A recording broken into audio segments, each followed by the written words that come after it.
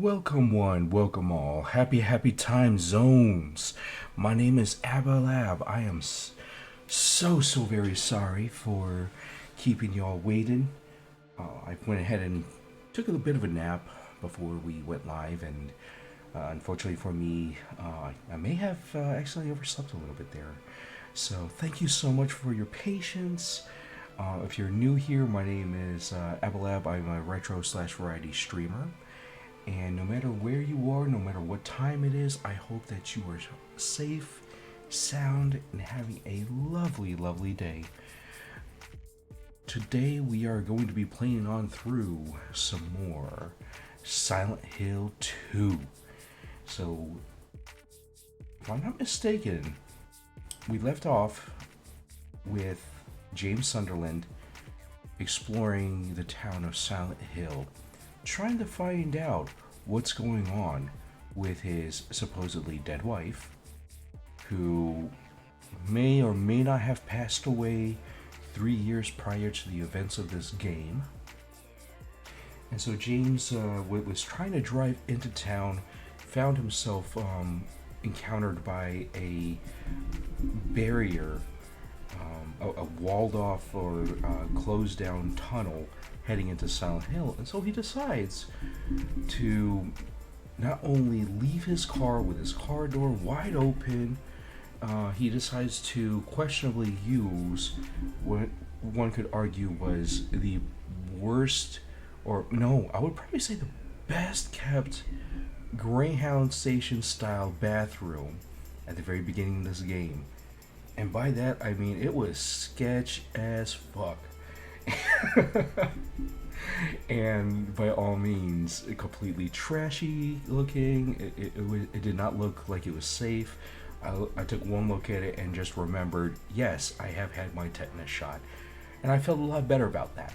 That being said, James has been going into the town of Silent Hill on foot in search of his dead wife, who says that she's waiting for him in a special place. So we've checked out the lakeside park that James had spent a lot of time with his supposedly dead wife, and we went ahead and checked out a couple of other areas. We had to pass through a abandoned apartment complex that looked like it was something straight out of an urban exploration video for properties that have long since decayed and been abandoned by humanity. And our journey took us through a very sketchy looking hospital, its otherworld counterpart, and not to be outdone, an otherworld counterpart to a prison that may or may not be around Silent Hill.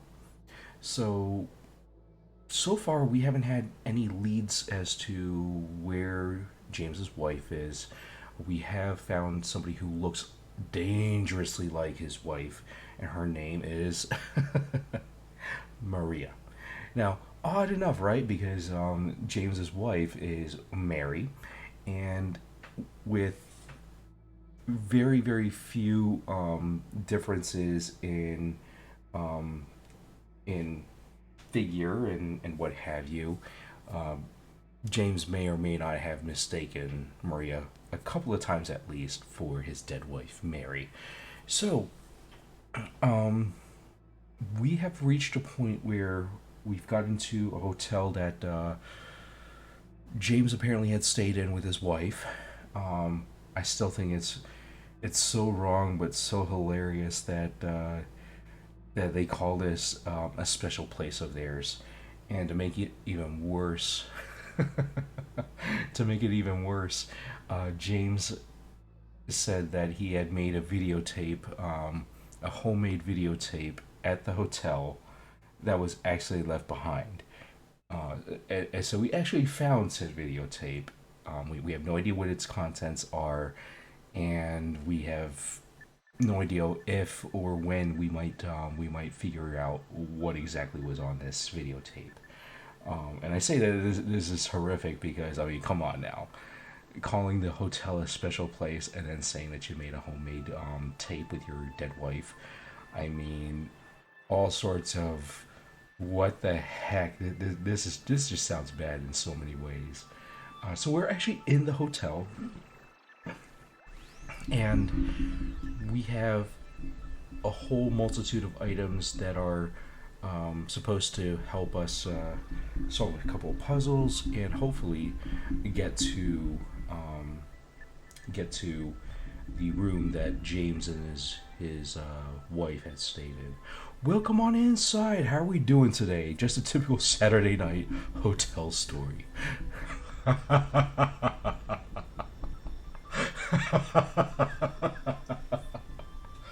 I mean, depending on where you are, perhaps as much.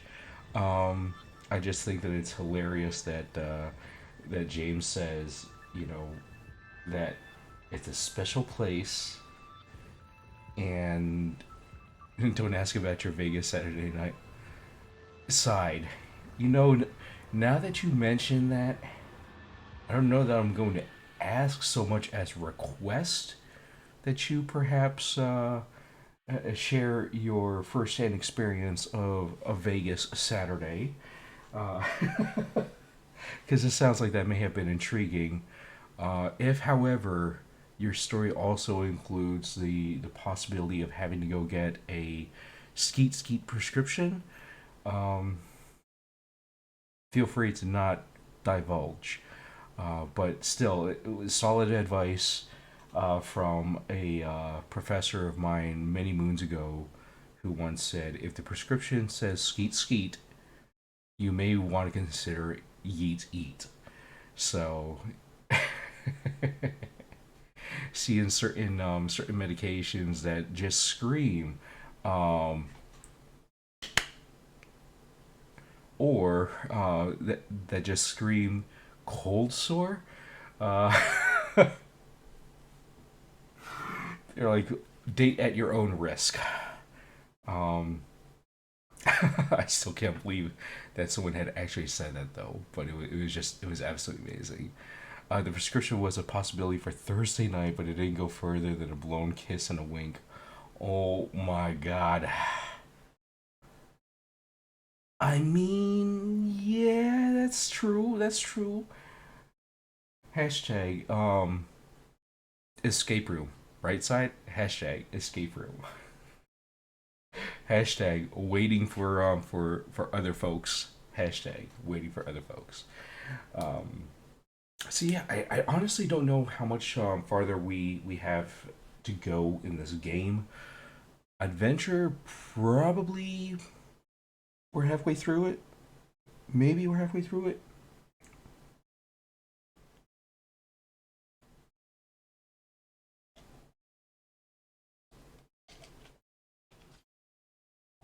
Oh, that's right. Sorry, side. I got that mixed up with the this stripper being being more associated with the escape room than White Castle.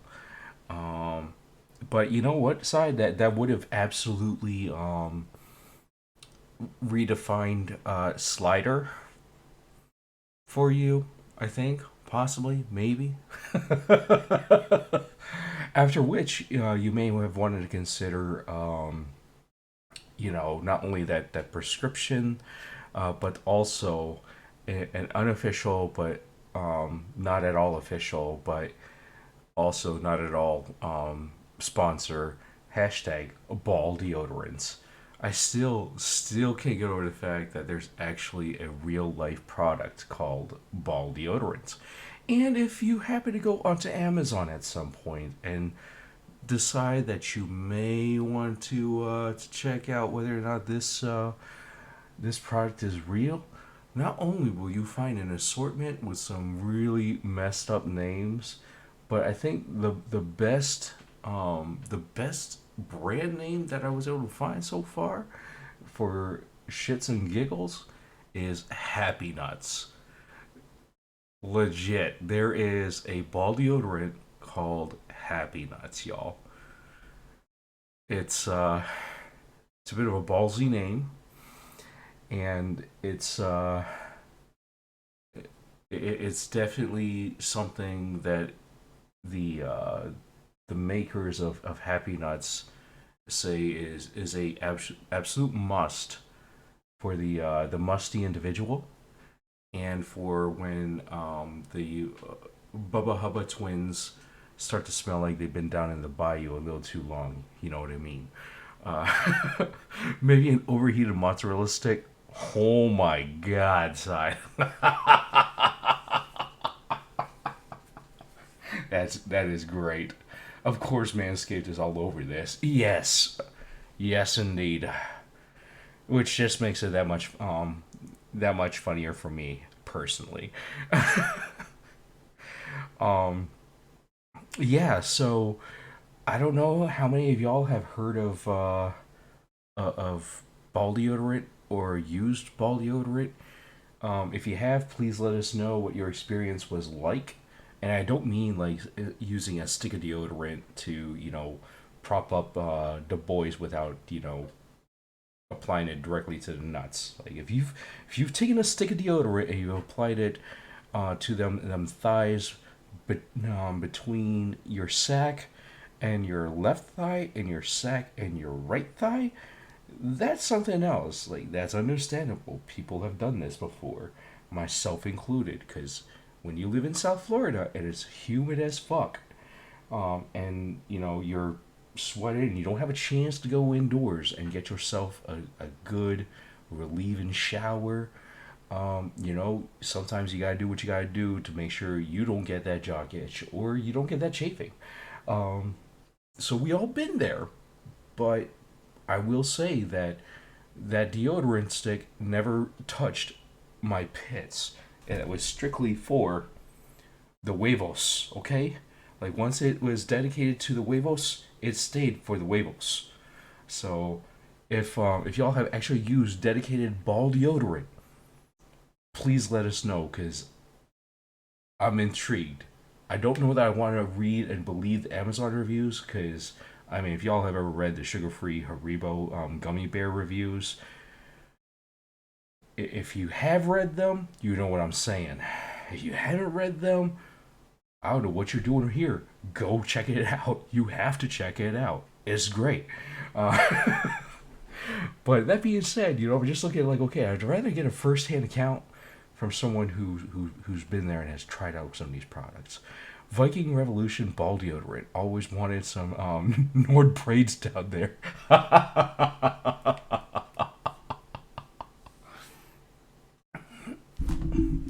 I mean, if you can French braid some other hair that's around,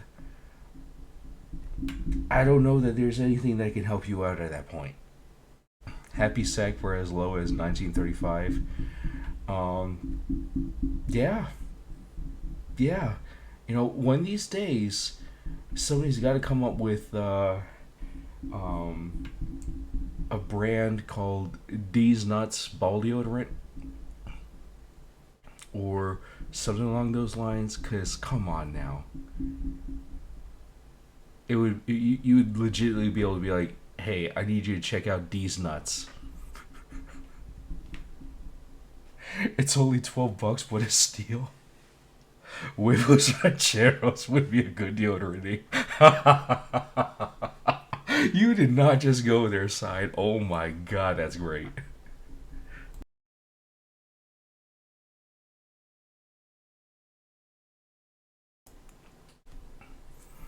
Look, fam, all I gotta say is you got the huevos rancheros ball deodorant for the folks who are feeling a little spicy.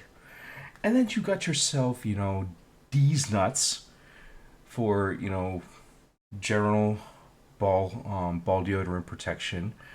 And then you got happy nuts for,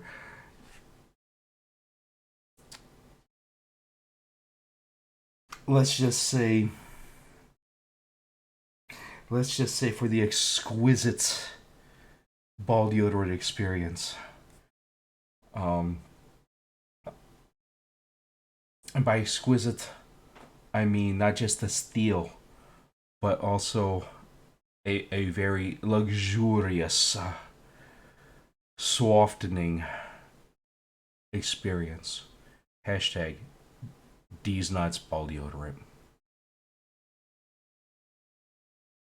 And that being said, we're gonna go. We're gonna switch to the gameplay screen in a second here. One thing that kind of creeps me out about the Silent Hill games is that they auto load your save. So if you're happening to try to set things up with OBS and sending out tweets and what have you, and you look away from the TV and then you look back at it, you're like, why is my last save already displayed? I did not choose to have this loaded.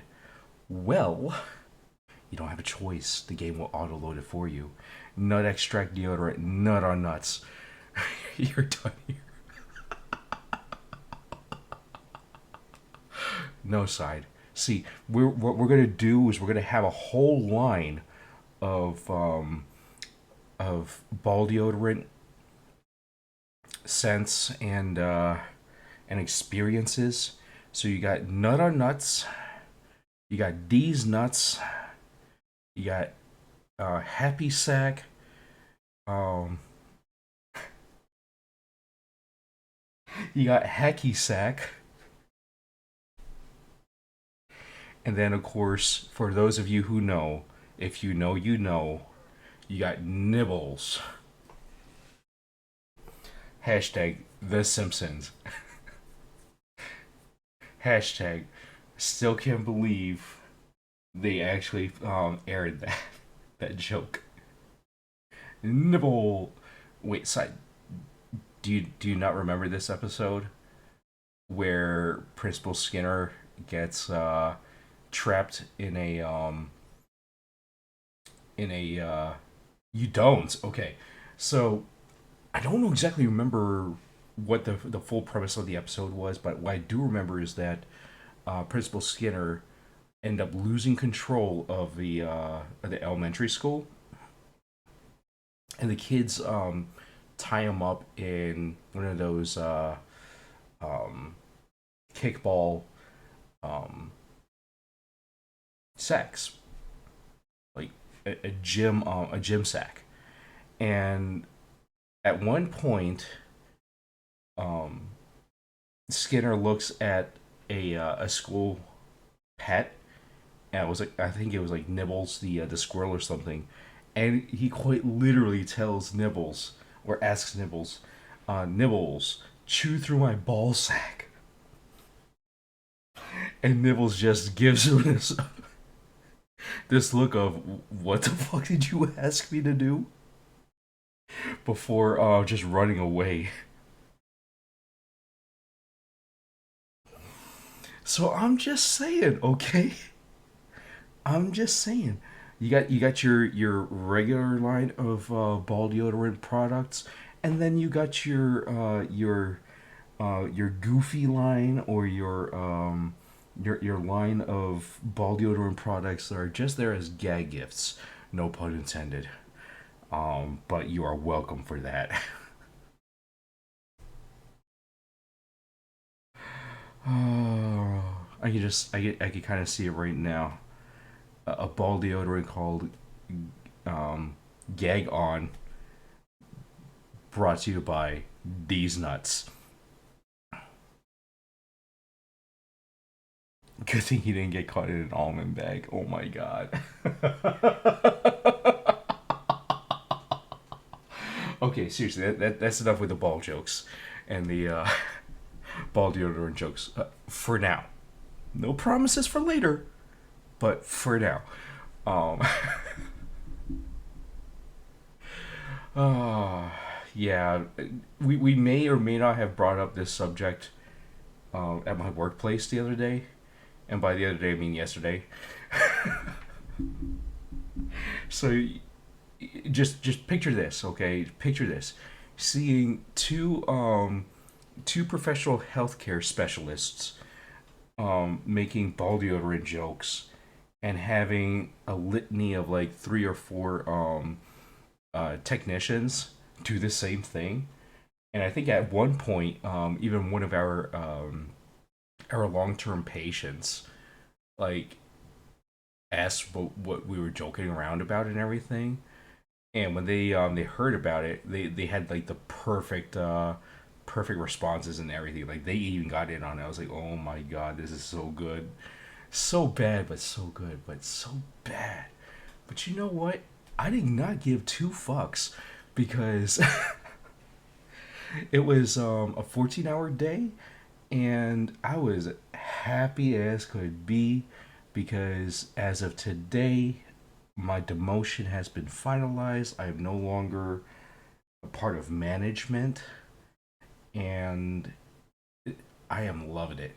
Like I know I'm gonna be sitting back in the saddle um a few months from now, but I could still live with that. Like at least I've had that notice and I can get mentally prepared for it. But I'm just breathing a huge sigh of relief that I'm demoted. Um, but yeah, let's go ahead and switch over to some gameplay and see how far we can get with James and finding out what's so special about this here homemade videotape that he made in this hotel. Hashtag not family friendly. As if the jokes about the ball deodorant weren't enough of a hint. And two fucks is a lot to give in a healthcare facility. One fuck you.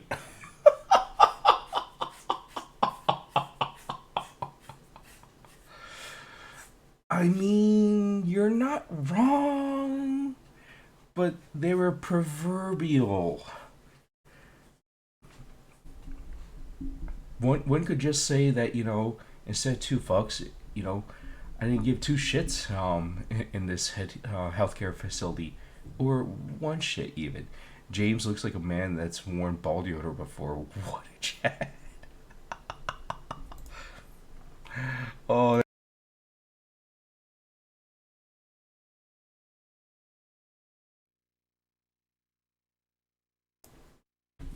two shots, and you probably need to go home.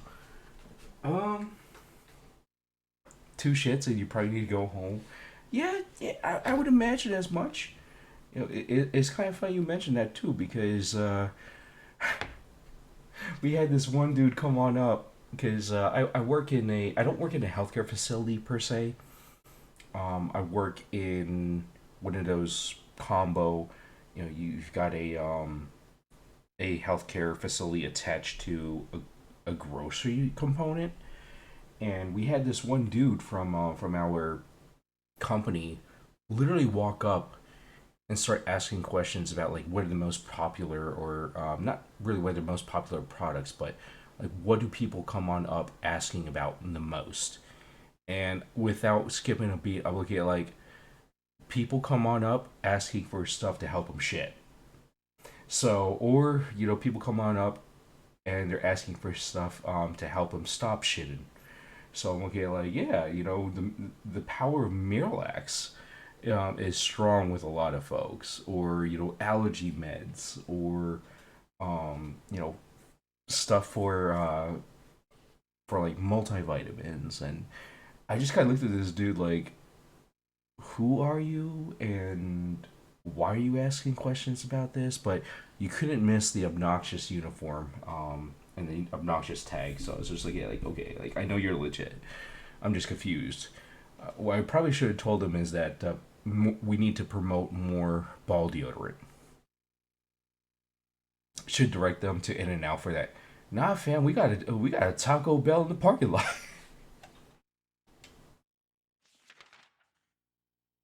All right. Oh, that's right. We got all of our shit back. So I am so happy that we were able to finally get all of our equipment back. That was so fucking ridiculous. The last part that we were in, having to essentially run through an entire section of this game without any weaponry. Nah, I did not sign up for that.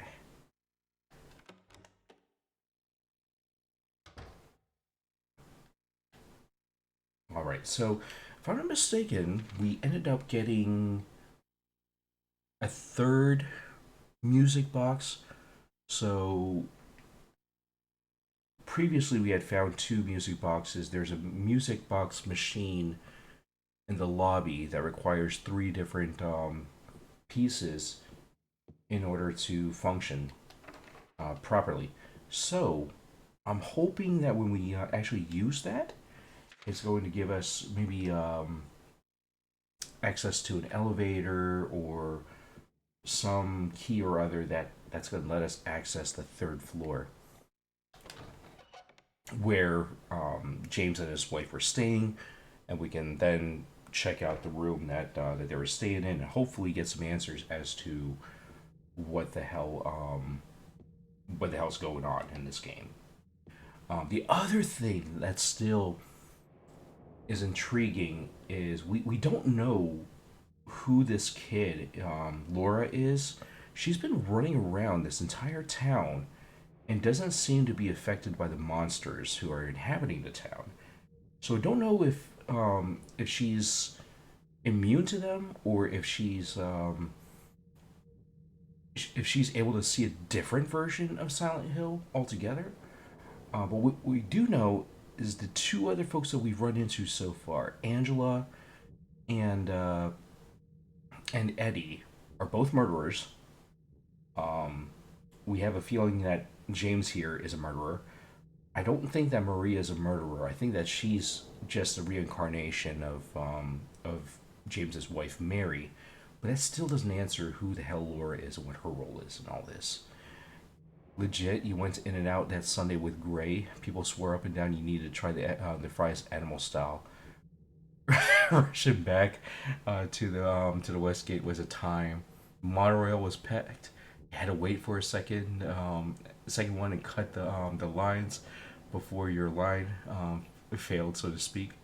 But you persevered up to the last second.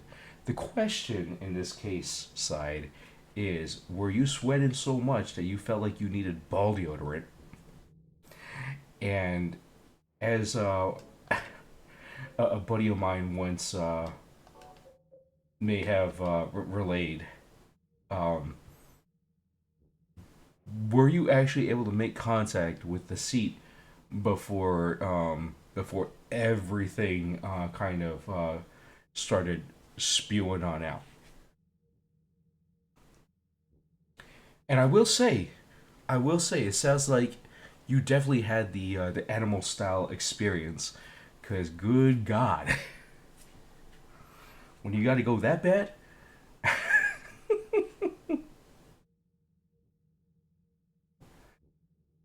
that ball deodorant would have been whole torso deodorant. Fair, fair. You were on the way to a proper sit. I hear that, man. I hear that.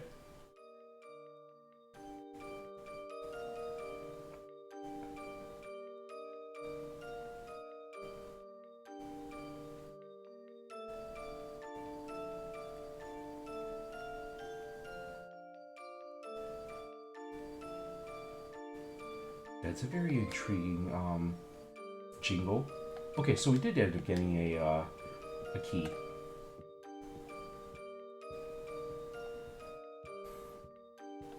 Yeah, I remember I was working for a supermarket bakery, and as it turned out, we had an employee who got pretty gutsy about eating a certain type of reheatable food, and their body so violently rejected it that when they went to the bathroom, they came on out. We all thought that everything was just fine, right? Didn't suspect anything was amiss, and dude came on out with this you know with this glossy face, and we're looking at him like, "You okay, fam? Like, do we need to call like an ambulance or something? You look like you just went a few rounds with Rocky Balboa, in the ring, and dude's just looking like, I am never eating that food again because um my my ass didn't even hit that toilet seat before it went. I'm looking like, bro. He's like, yeah. While all y'all were out here enjoying your break or your lunch, I was in there dying. He's like, I wasn't sure if I could muster up the strength to ask for any help. Um, things got very real very quickly.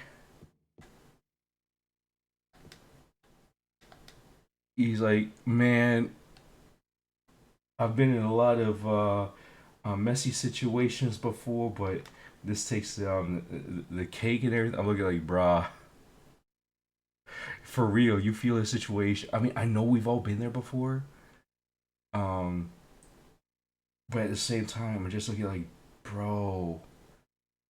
I was looking like, bro, don't eat the microwavable chimichangas. I'm like, all right, got it, got it.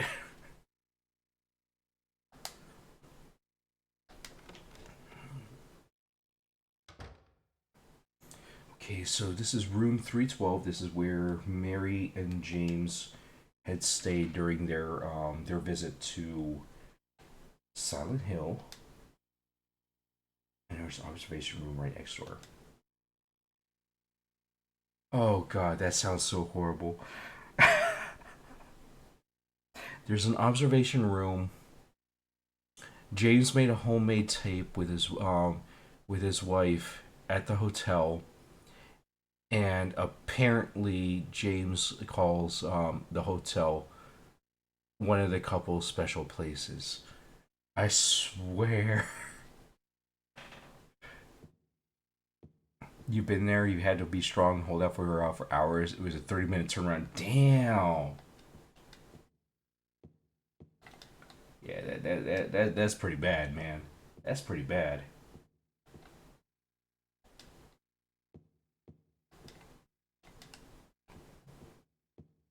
Damn, if this place weren't so antique, it'd be a solid place to stay. I mean, look at this. You know, you get yourself a full balcony and everything, overlooking a lake. That's nice. That's nice.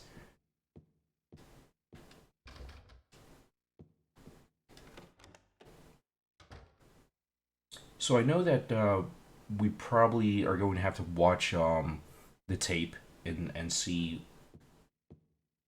if there are clues to where Mary's at. But let's check out the rest of this area first.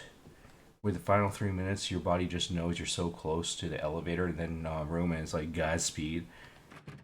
I mean, at that point, it's just like being featured on the show Legends of the Hidden Temple.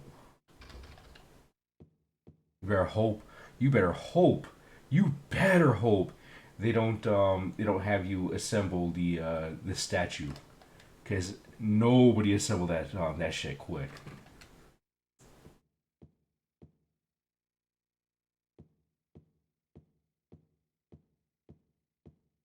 A Silent Hill you can see on screen. You thought that this was impossible? Wait, what? Oh, you mean just how fucking dark this game can get?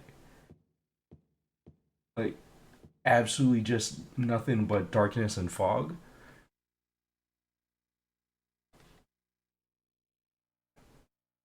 It has its moments. It does. But I do agree. It's sometimes a little bit over the top. Can't use that here. What the? Oh, you mean just a Silent Hill on screen? That's also fair.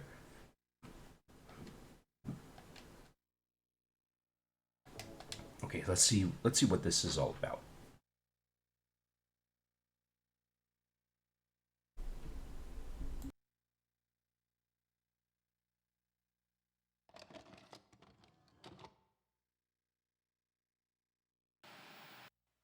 Are you taping again?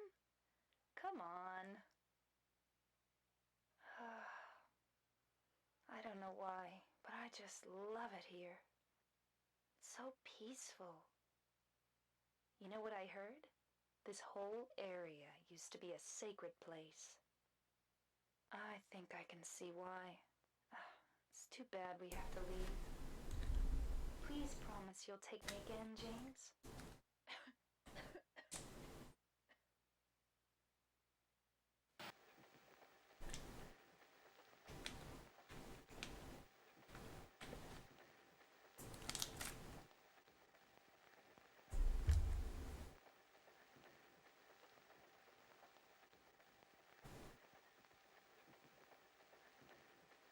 What?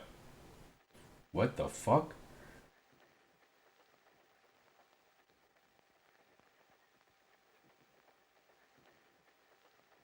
This started out innocent enough.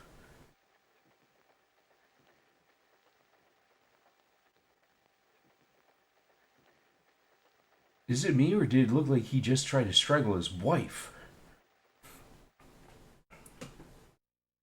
You thought it was impossible? Some people make it seem like it doesn't work through OBS.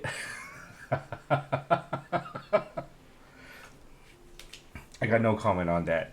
I got no comment. Actually, I do have a comment. I feel bad for that person because I don't know how their Elgato's configured. What I do know is that a certain someone else sending a piece of equipment over could potentially alleviate a shit ton of headaches. All you saw was a fetish on screen playing out. Wow.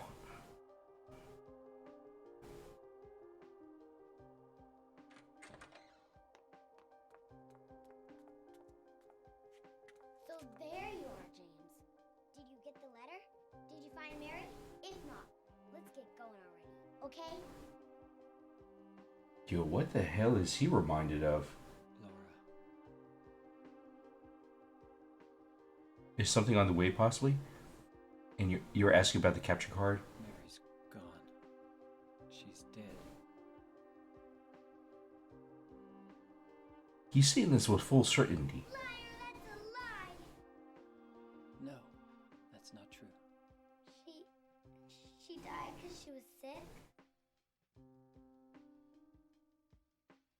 No. I killed her. Oh, shit.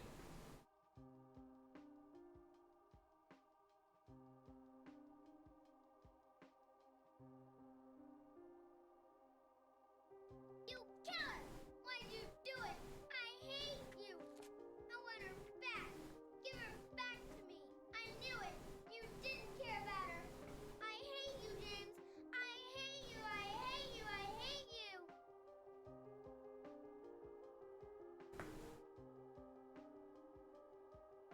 She was always waiting for you. Why? Why?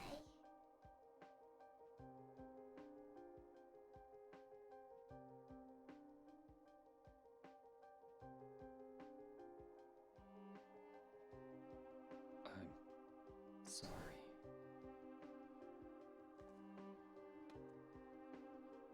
The Mary you know isn't here.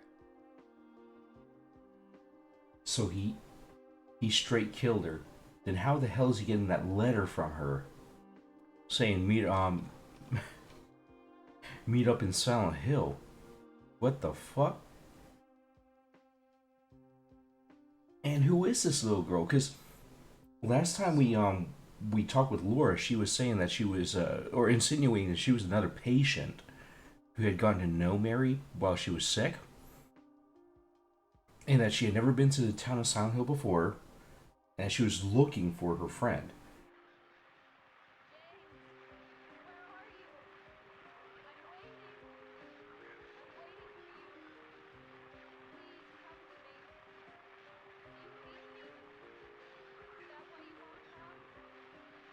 Damn. Voice.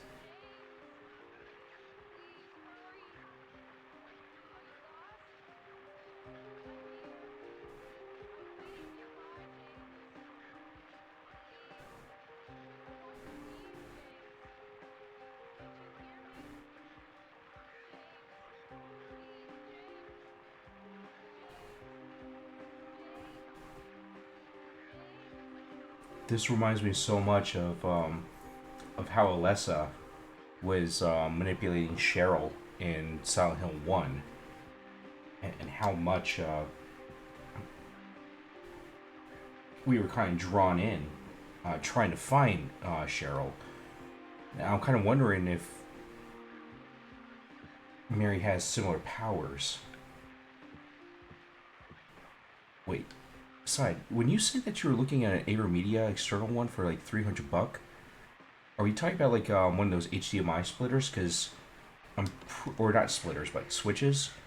Because I could have sworn that that Knight had already gifted one of those as it was. Wait. Ah, shit. Okay, so apparently our flashlight's battery is either not working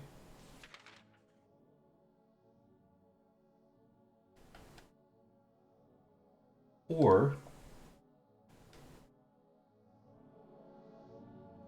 this this entire area is not meant to let you use your flashlight.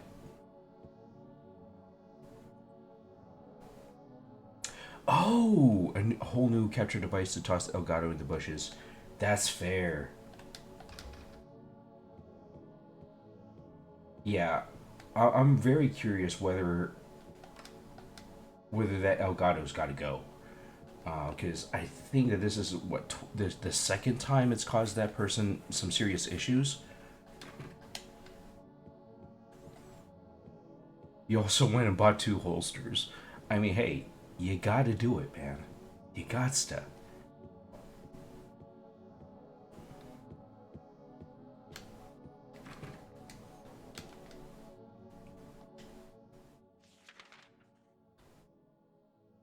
Okay, so Mary's someplace nearby, or she says that she's someplace nearby. We don't know exactly where to go looking for them. When you asked weeks ago, you were looking at EVGA as a replacement gift. When you didn't get the other one in time. Oh, okay, gotcha.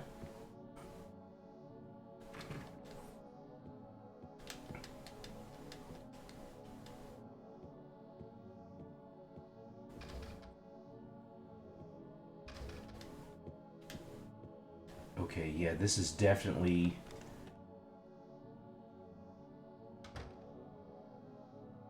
Seemingly, at least, it's like being in another version of this hotel without being in another version of this hotel. It doesn't quite seem like an otherworld version, because it doesn't look as bloody or as dilapidated as it would be otherwise.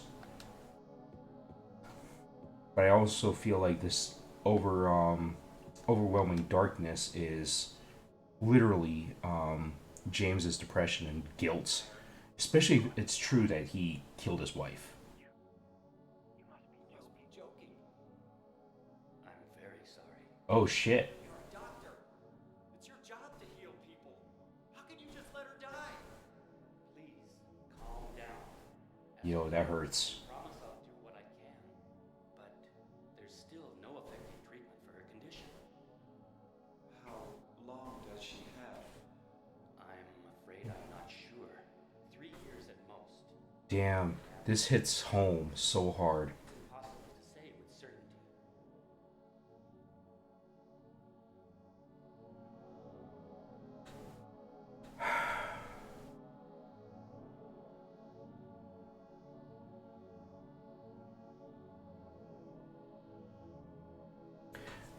Sorry, y'all.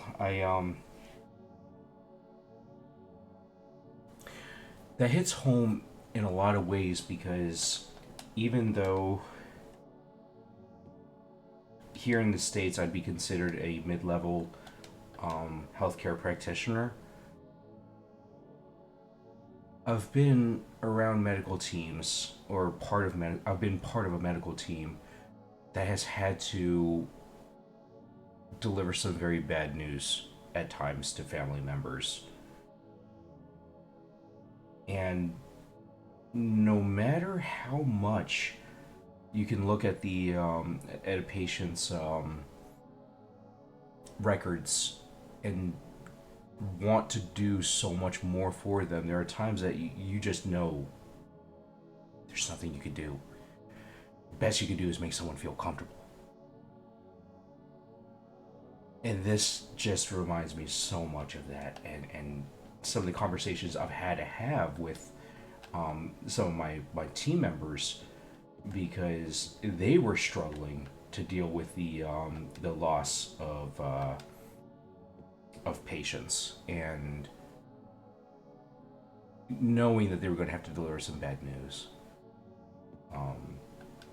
It's never easy to, especially when it's a patient that you've known for a while, or you've gotten to have built a really great rapport with.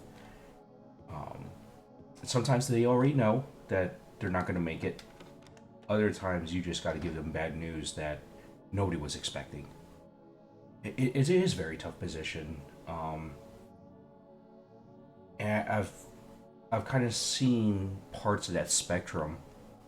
Some cases where our patient knew that they weren't going to last very long, and they were asking us just, keep them comfortable and keep them alive long enough to be able to say goodbye to their family members. Other times it was just kind of out of nowhere, but it sucks looking at James and just being like, he just had this really great vacation with his wife, with Mary, and she gets sick here in Silent Hill, and we don't know what happened next. He knows that she's afflicted with something, doesn't know what can be done. Clearly is in that process of trying to quote unquote cope. Who knows? You'd obviously prefer an internal one, but asking certain people to install something would be a years long process. Even this would be asking to. That's true. That is true side. Air Media, though, I don't know that I've ever heard of that.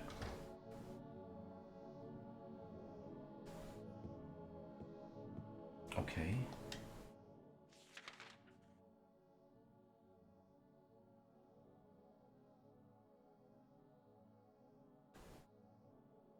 Oh, this is so creepy.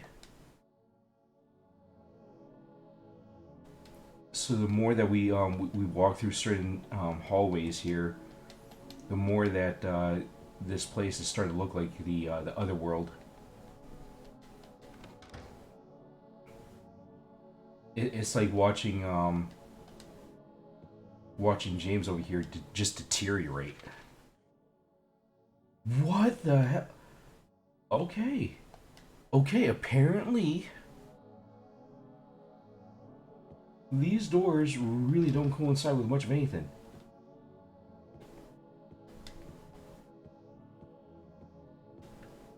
That's not good.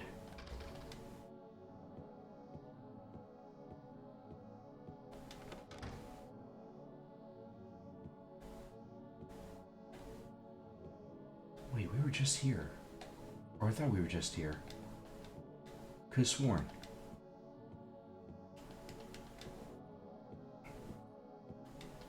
Okay, so we get that theme of confusion here. We do a damn good job of that. Because I have no idea where the heck I'm supposed to go next. Hashtag, let's find out.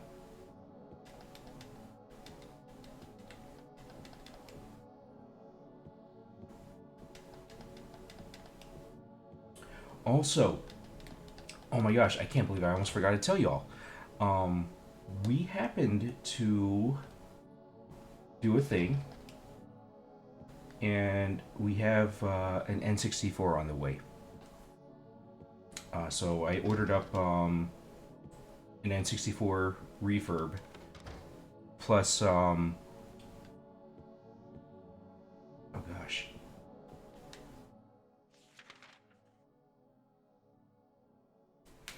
Plus the expansion pack already. Well, no, I don't think it's already installed in it. I think that that's an accessory that's coming in by itself. But we've got an N64 coming out on the way. We've got the expansion pack to add to it when it gets here. We also have several different games coming along with. So we have, I believe I ordered up Battle Tanks. Great game, by the way. A definite, a little more mindless shooter, but a very fun game to play. We've also got, okay, maybe a little more progress here. Yeah, wait, I don't think we've been in this area before. Wait, no, maybe we have. I think we may have accidentally gone backwards. Yeah, we went backwards. Yeah, so we have battle tanks. We have Ogre Battle 64. We've got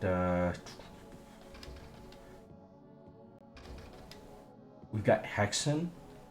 So if y'all have ever played the PC game Heretic, it's actually the sequel to that, just ported onto the N64. We've also got Shadowgate 64 coming on through, and I can't tell you how stoked I am to play that game for you guys. Shadowgate by itself is a bit of a creepy game, but at the same time a very intriguing puzzle game. The original pissed me off so much, and I think that's something that you'd find very common between folks who have played the game before. Really? We're back in the same... okay. Maybe that's actually not where I need to go.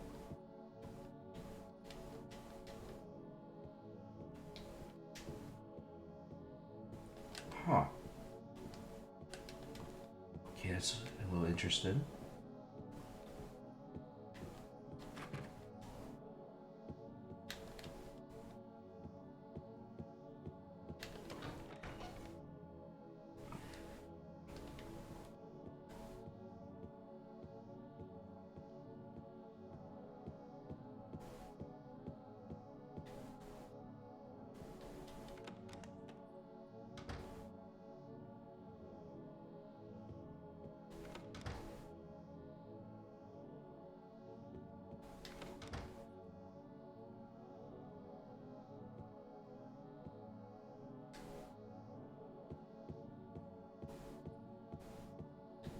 Yeah, that's definitely going back.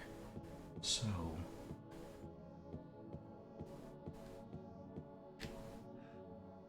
let's try out this door here. Okay, that's not opening.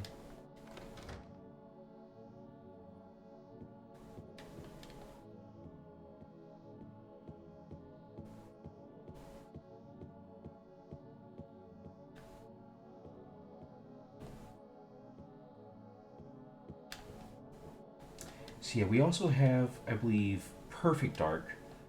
I was able to get a cartridge using some bonus points from the website that I usually purchase from. So I was able to redeem that for free. And oh gosh, I know that we've also got. I think I mentioned Ogre Battle already, so it's gonna be fun. We're going to try out some of these games, and for Ogre Battle, it'll actually be my first real deal playthrough, because in all honesty, it was something that we rented, my family and I rented for like 1 week from Blockbuster, and very intriguing game, very fun as hell to play.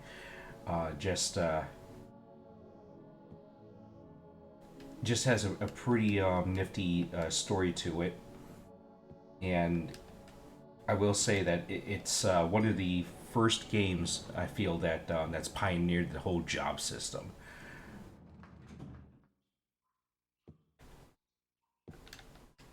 right there along with Final Fantasy Tactics. Okay, so we are supposedly up on the third floor. Let's try the basement. Yeah, side. I can't wait to try out Perfect Dark all over again. Because man, it was such a fun game to play through first time. Such a classic. Shit.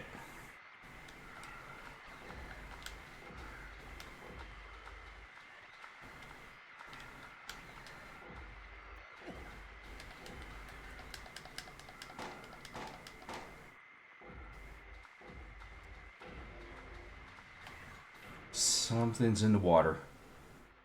I don't know what. I can't see it. So, we running the fuck away. Or we're just gonna go right the fuck back into, um, the water here? Okay, you know what?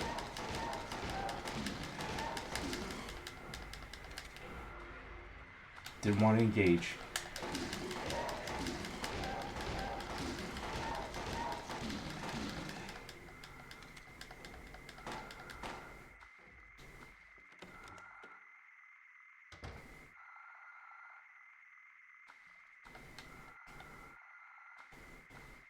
Yo, what the hell? What are we doing down here? Oh wait, this was basement level. Never mind, I'm dumb.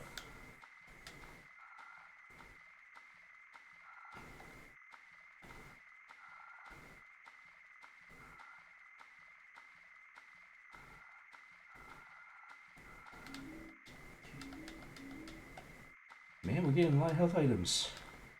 Okay, so I guess we might be actually going into a boss fight at some point soon. Oh, wait a minute.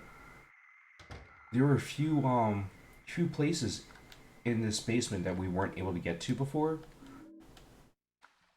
that we might be able to get into now.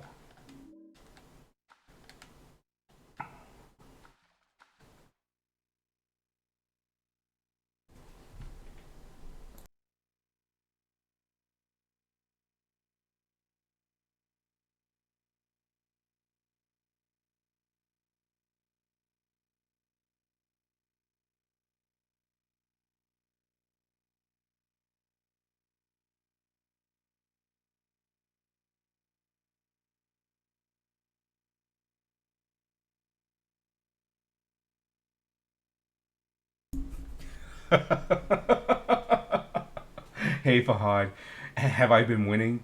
Um, I hope. I hope so.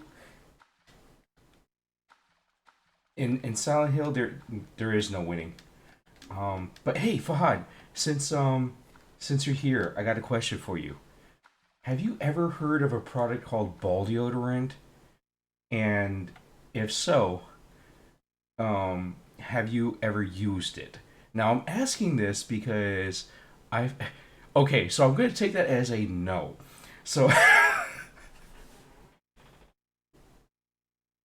I was watching some YouTube video of like malicious compliance or what have you, right? And they open up the video with something about ball deodorant. Like this video is sponsored by Manscaped's ball deodorant. I was like, did I hear this right? And so I went back. I was like, I heard it again. I was like, wait, this is really a thing. Like I checked the date of the video upload just to make sure it wasn't like an April Fool's prank. And no, I heard them say uh, that they have a product called ball deodorant. I was like, bro, I'm like, is this something that I should have known about? Because, you know, on those days that you got to make sure that you're protecting the huevos from some uber chafing. I've taken like a regular stick of deodorant, made sure that I marked it appropriately, and went ahead and placed between the sack and the thigh, but never on the nuts, never directly on the nuts. Of course, Manscaped. I mean, that's true, but a search on Amazon shows that not only do they have a Manscaped product for ball deodorant, but they also have a ball deodorant called Happy Nuts. It's amazing. It's amazing.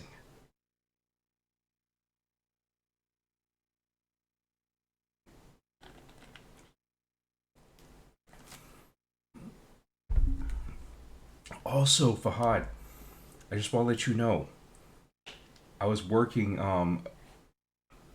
way earlier this week, and we happened to get a medication order from an individual down in Louisiana.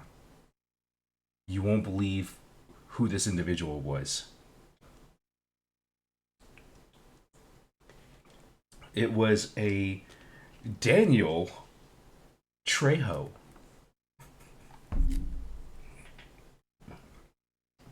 Not that Danny Trejo, but a Danny Trejo.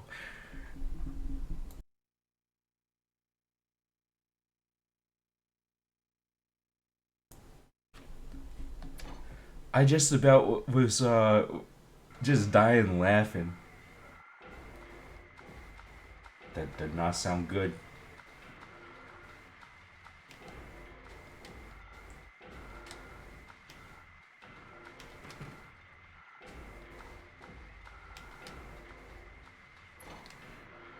I don't know if Danny Trejo goes up anymore, Fahad.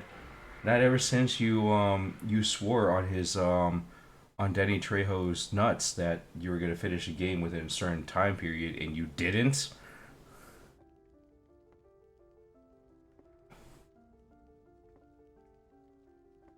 Also, Fahad, how you been, man?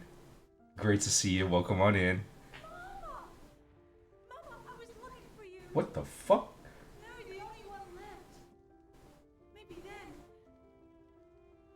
I can rest. Don't make us kill this lady too. Mama, why are you running away?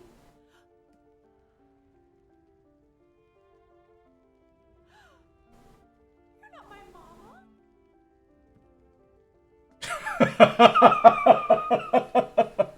Fahad, thank you so much for gifting that sub to Danny Trejo's nutsack. Angela, no. Danny Trejo is playable in Scum. Defo needs deodorant. Thank you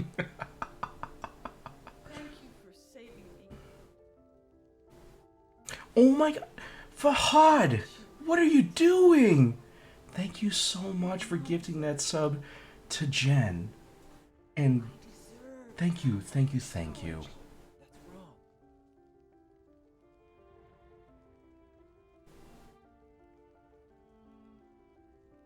No. Don't pity me. I'm not worth it. Rando likes Jen. Shaking my head. They don't even go up. You think you can save me? Will you love me? Take care of me? Heal all my pain?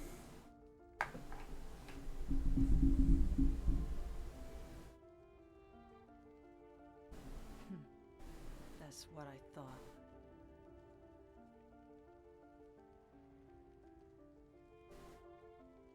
This lady is so fucked up. I feel bad. Give me back that knife. No. I won't.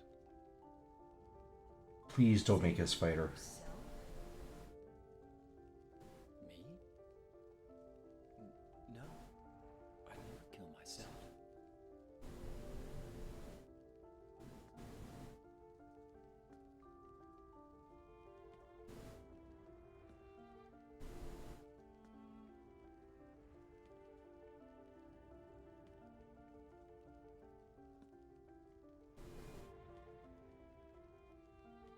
So, It's hot as hell in here. You see it too. for me, it's always like this.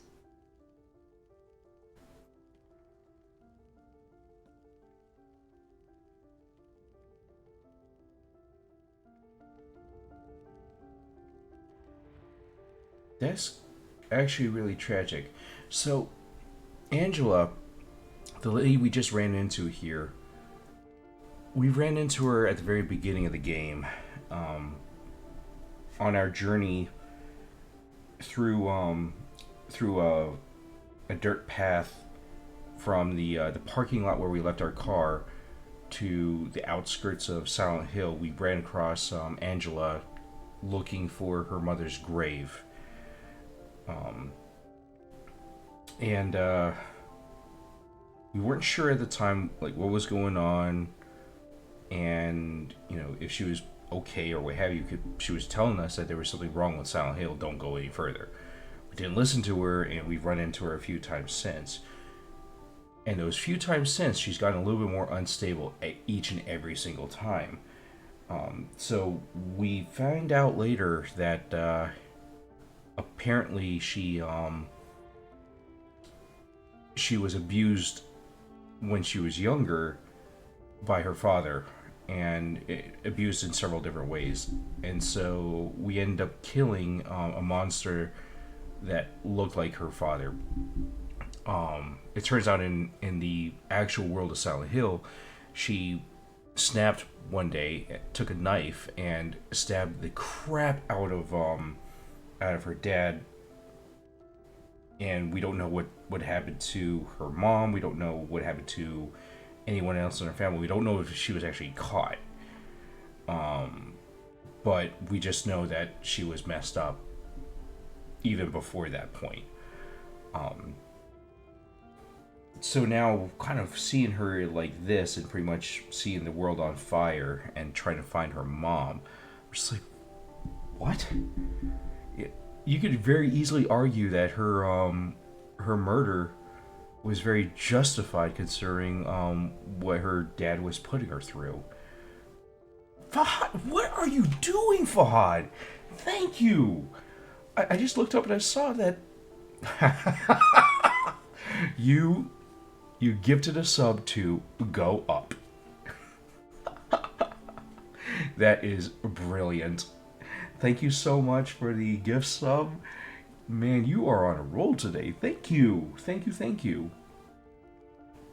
Oh no. Last but not least, I'm a little scared now. I'm intrigued, but also scared.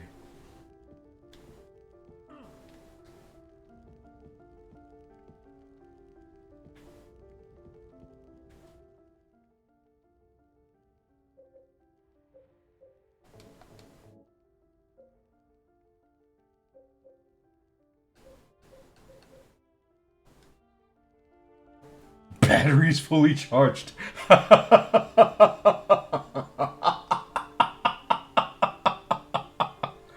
Thank you so much for that gift sub to Batteries Fully Charged. Yo.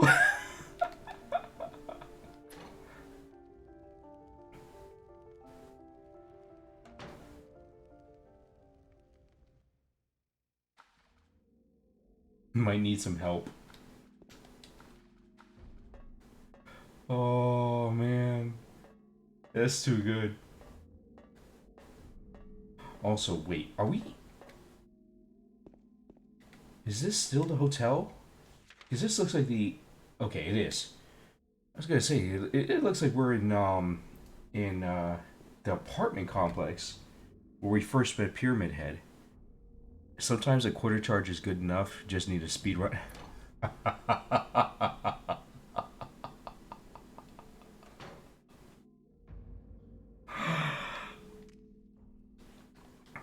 I'm not commenting on that one.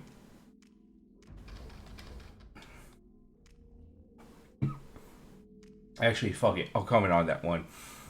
If you're speed running it, you may need some extra deodorant.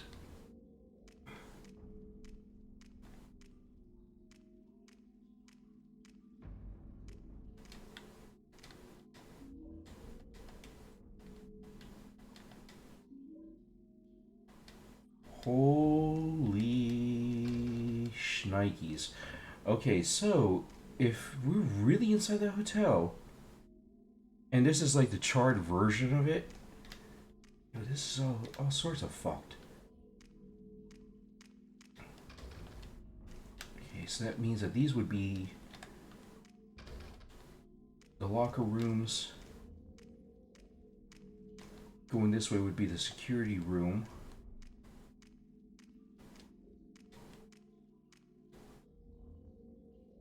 Work hard, play hard. Need a deodorant up for the job. Oh my god.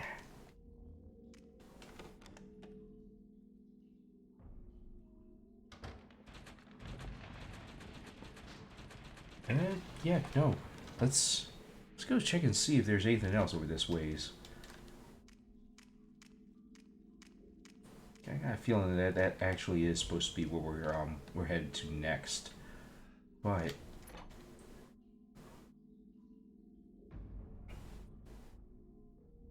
some of these auxiliary rooms might actually have stuff that we could use.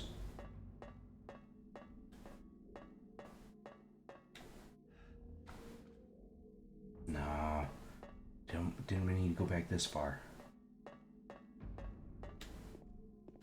A little farther.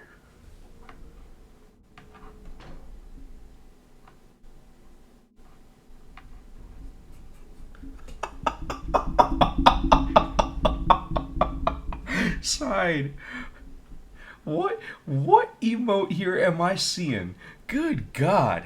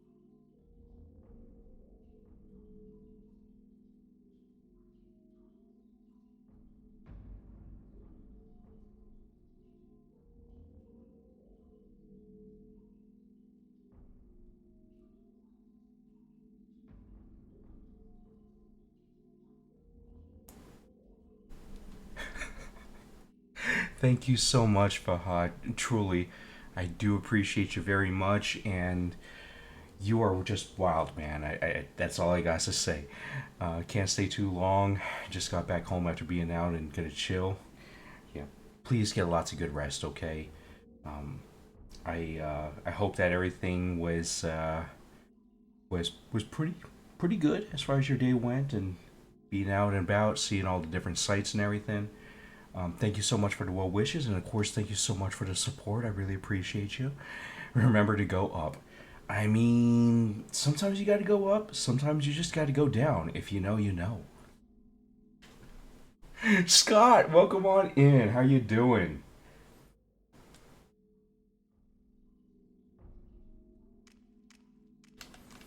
Alright, so let's check and see if there's anything in the bathrooms here. Okay, can't access those. But I'm glad we came back over this way, because otherwise we're gonna miss those ampules. Usually those can bring you all the way to full health. So the fact that we're getting more of these kind of tells me that maybe possibly we're gonna be seeing a boss battle soon. If we gotta deal with Pyramid Head, we're fucked. Doing good. Just watched the Five Nights at Freddy's movie. Dude, how was it? Also, glad to hear that you're doing good.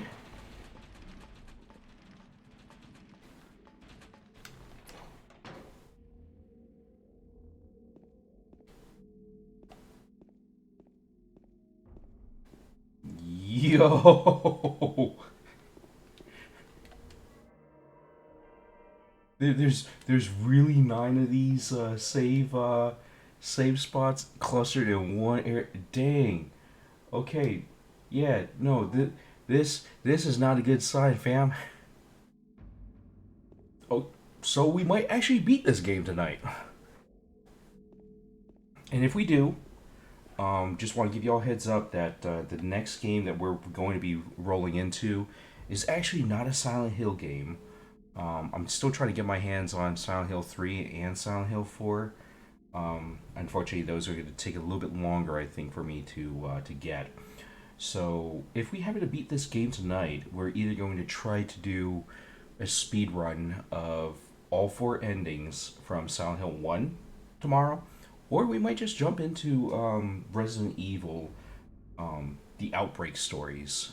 So, they're mini stories about different folks' experiences living through the Raccoon City outbreak. And there's also Resident Evil Code Veronica. I've never played Code Veronica before, so that would be a complete blind playthrough. We're still not going to do Final Fantasy IV or Saga Frontier just yet. I got a feel I'm going to go ahead and reserve those for a different time. When I can kind of get back into that groove. Five Nights at Freddy's is a cheesy movie, not the greatest, but worth a watch. That's fair. That is fair.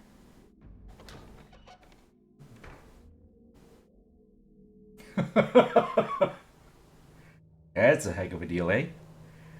Even with a break from Silent Hill, you'll still beat 3 and 4 before someone beats 1. Wow. You're really gonna go there, side. That's great. What? What?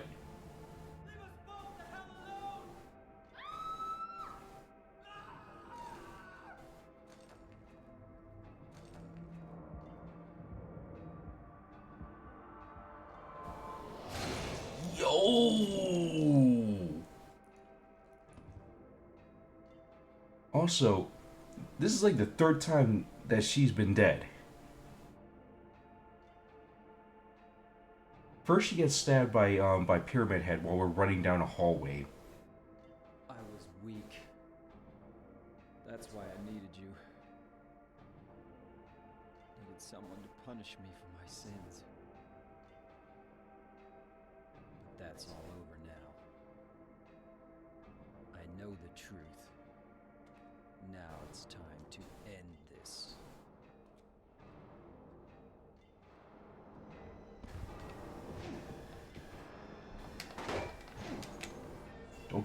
Okay, I'm sorry. Did not mean to try to engage that way.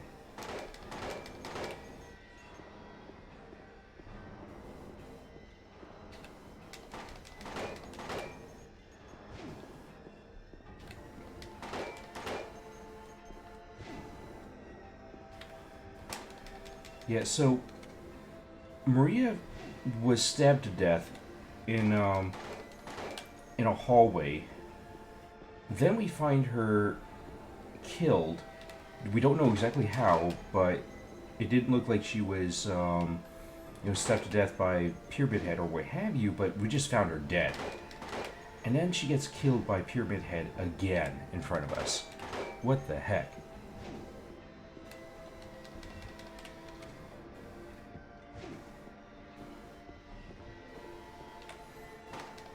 For those in the Americas, clocks go back an hour. Oh, yeah! Oh, dude, I can't wait. I know that sounds weird, but an extra hour of sleep? Yo! I will take it.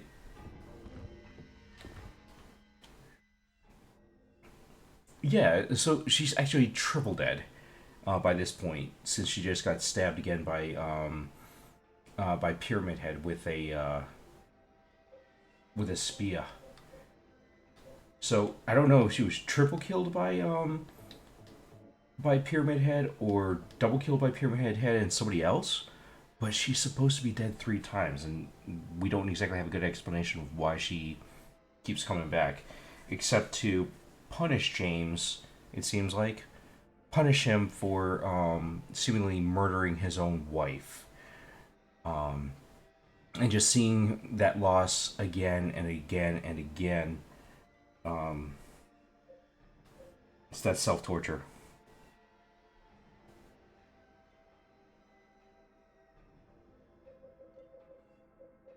Now, for shits and giggles, we're gonna use the great knife wielded by Pyramid Head.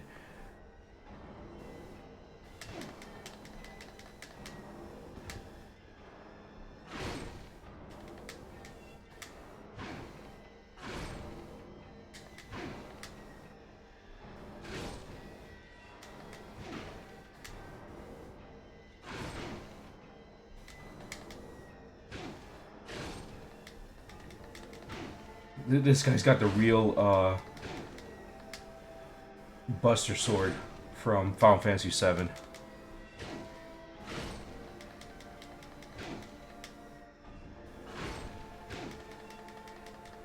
Damn, this dude can take a beating.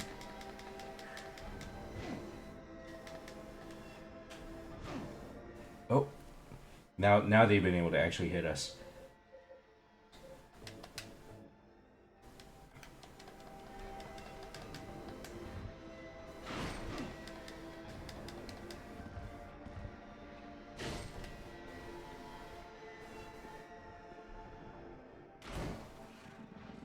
What the hell? What the hell? What the hell? Yo.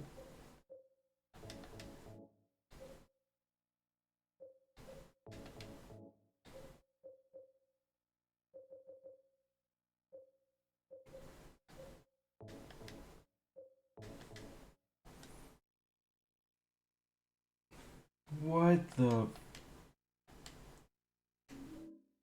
A rust-colored egg.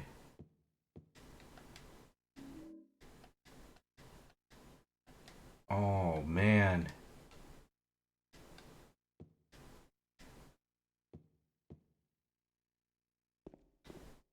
Did I mention how much, this game is all sorts of fucked up?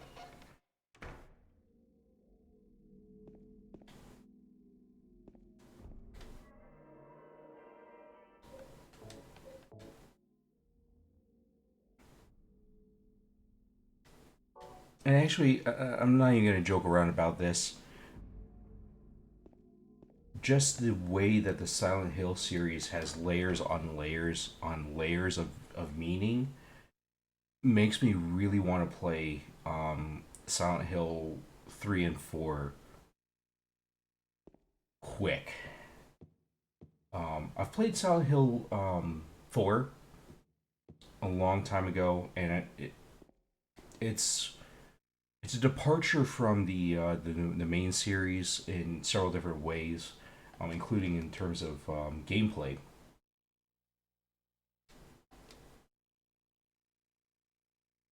But it's still fun, and it still has a lot of meaning to it.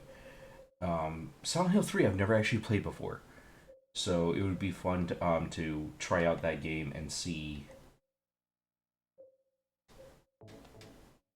how well it goes, and kind of what layers it also has.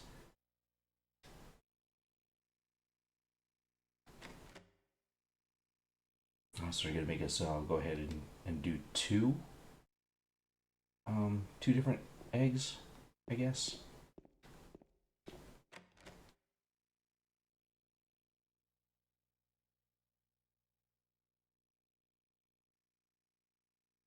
Well, it won't let us take it back, so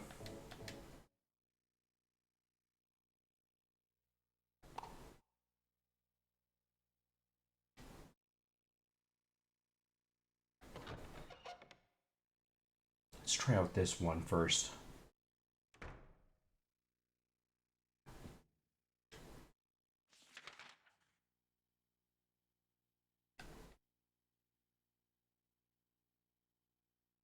I like how the map here doesn't actually correspond to anything anymore. Still looking for guests? Yes, I actually am.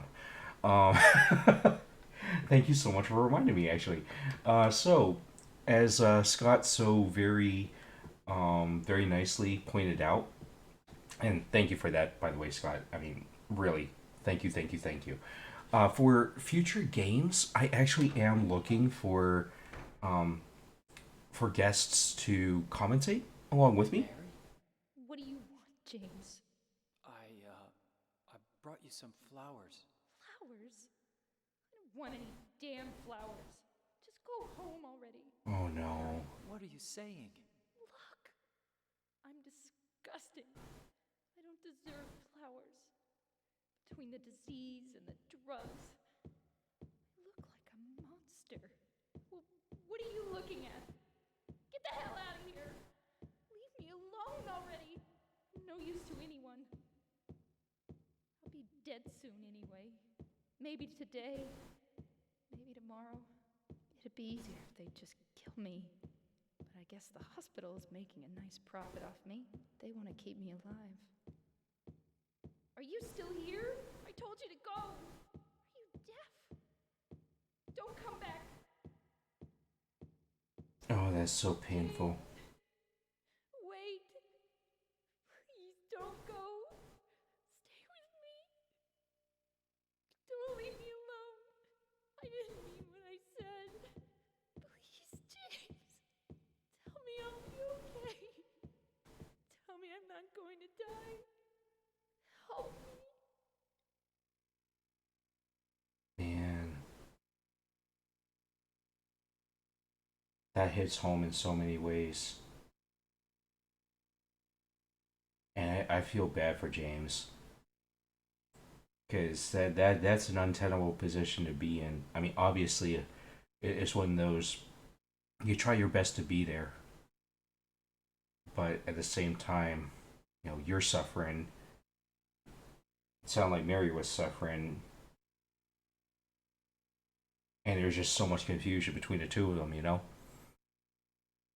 Yeah, absolutely, Scott.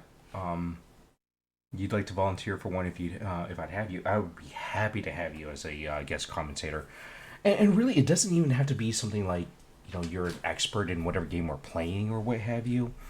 The way that it would work is I could either have you commentate through a Discord call, or have you commentate as a guest streamer, if you've got a Twitch account and you stream. Side, you would not be horrible at it. If anything, I think that you would add some very funny commentary.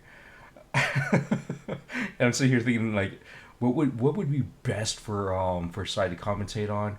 I'm thinking something along the lines of like a first person shooter, like some like Perfect Dark or GoldenEye, or something that's like a platformer or what have you. Um, yeah, I mean, absolutely, we could do a Discord call. And really, Scott, you're allowed to choose like what game you'd want to commentate for. So I'm happy to change up my lineup if that suits you well, and also depends on when you'd like to do this. Um, we could do either like another PlayStation game. We could do an SNES game. I don't know that I really have any other Xbox games at the moment, except for Daisen Ryaku. So there's still that though. The original Xbox, not like the newer versions. You have a couple of different ones in mind. Let's hear it, Scott. Let's hear it.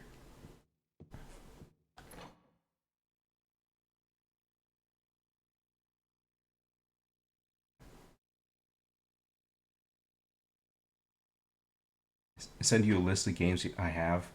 That's a fairly extensive list. I can do that for sure. If there's something in particular though, the Yakuza series. You know, I honestly haven't played that series, and yeah, we could do that. I'd have to see about getting that on in, but I'd be happy to. You know, if it's something that you enjoyed playing and you think would be something I would also like, yeah, I'd be happy to add that to the lineup. I mentioned 007. We targeted GoldenEye. The one and only. Yeah, honestly, I think. Oh gosh, I think 007, GoldenEye 007, and Mario 64 were the two games that introduced my brothers and myself to the N64 in all of its glory. So GoldenEye always has a special place in my heart for that reason. Now, I do have to mention that I suck at first person shooters, but at the same time, it'd be kind of funny. Not gonna lie. It would be kind of funny to watch me either get pissed off enough to start going for them crotch shots, or just you know just barely fucking up bad enough that the mission fails. You're not a huge PlayStation gamer, mostly Xbox and Nintendo, but you've played some PlayStation here and there. Yeah, I mean, I totally get it. I mean, there was a period of time when I used to play more SNES and then N64, end up getting a PlayStation. Didn't end up getting a Dreamcast or a GameCube, so I lost out for a while there. Um, and then some of the more modernized systems I definitely haven't touched. So I absolutely get where you're coming from. Mario 64 would be a good one. I don't know that I would want to play it on the sooner side though, because that is going to be a long time trying to complete that game. But I definitely will play that at some point. In my time zone, it's Pacific Standard, so 3 hours 3 hours earlier than you.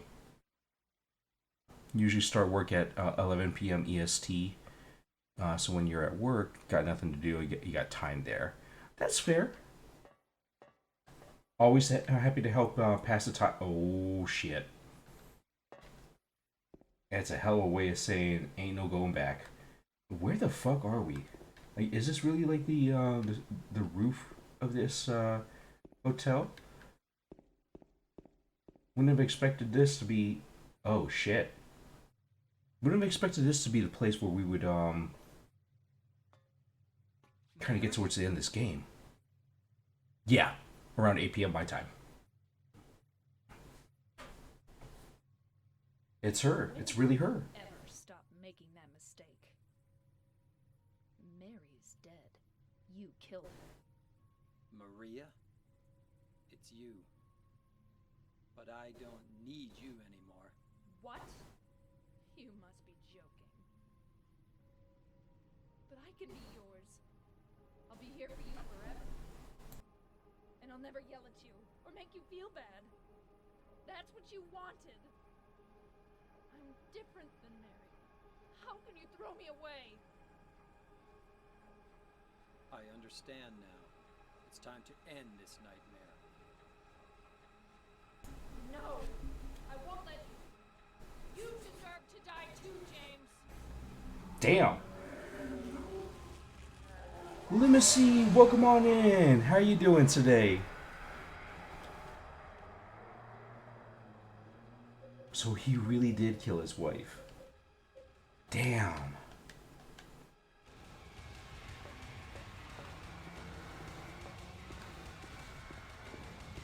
Hey, run, James. Run.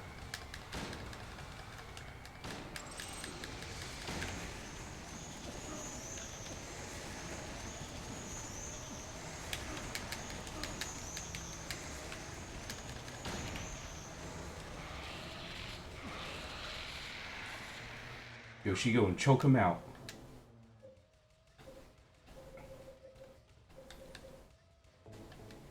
No joke. This whole attack here kind of reminds me of a weapon from Hexen.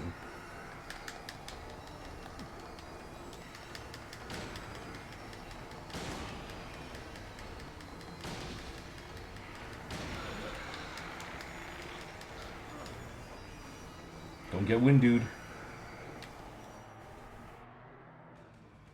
I'm sorry I had to. Just the fact that he was standing right next to that window, I was gonna get like, oh shit, if she throws him Mace Windu style, there ain't no coming back from that.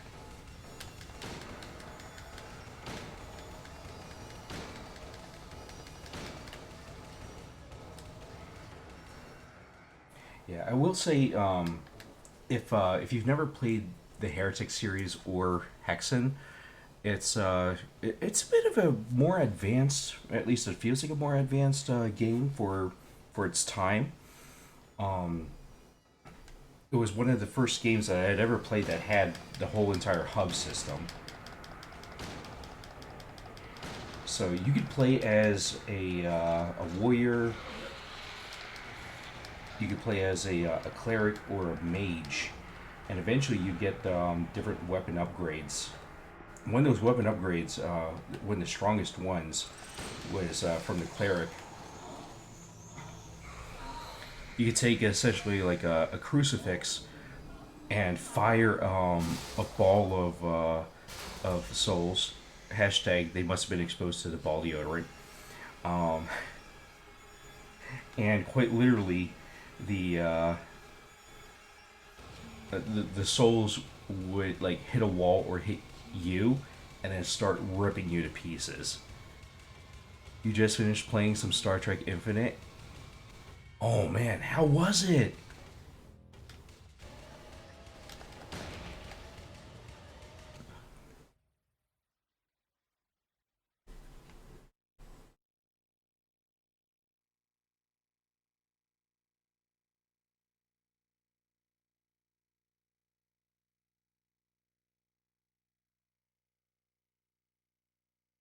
Mary?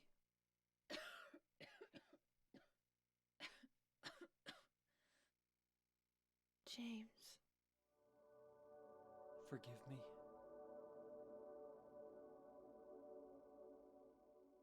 I told you that I wanted to die, James. I wanted the pain to end.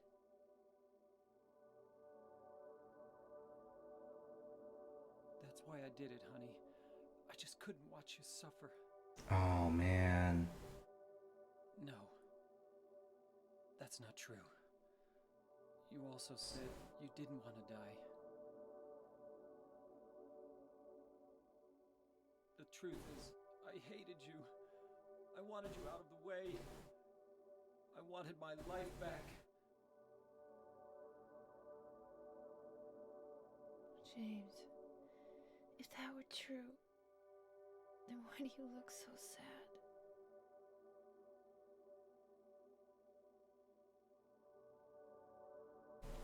Mary? James, I forgot how hard this game hit, man. please do something for me.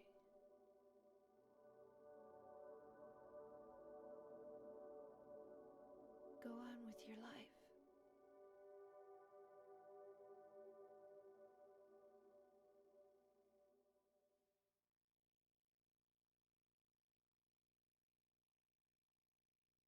A lot of info to take in, a lot of learning for someone who's never played Stellaris. That's fair, let me see. Um. My restless dreams. Oh I wait. see that town. Silent Hill. You promised you'd take me there again someday, but you never did. Well, I'm alone there now, in our special place, waiting for you. Waiting for you to come to see me. But you never do. And so I wait, wrapped in my cocoon of pain and loneliness. I know I've done a terrible thing to you. Something you'll never forgive me for. I wish I could change that. But I can't. I feel so pathetic and ugly laying here, waiting for you. Every day I stare up at the cracks in the ceiling, and all I can think about is how unfair it all is.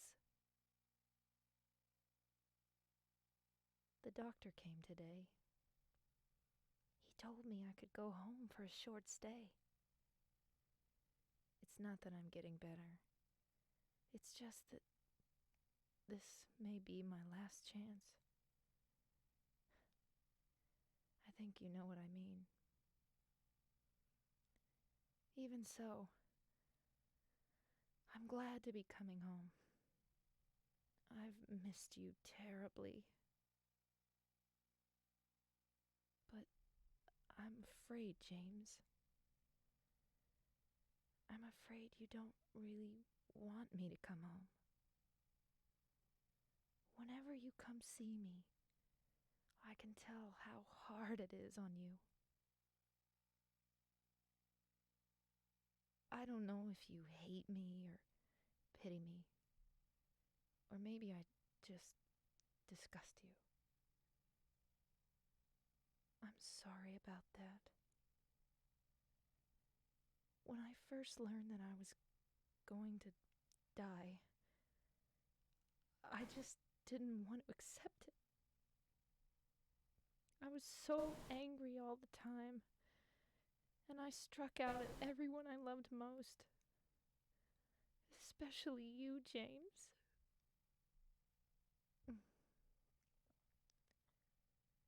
That's why I understand if you do hate me.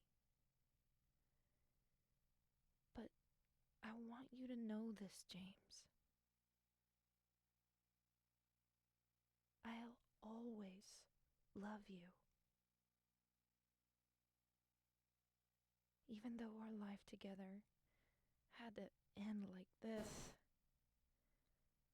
I still wouldn't trade it for the world. We had some wonderful years together. Well, this letter has gone on too long, so I'll say goodbye. I told the nurse to give this to you after I'm gone. That means that as you read this, I'm already dead.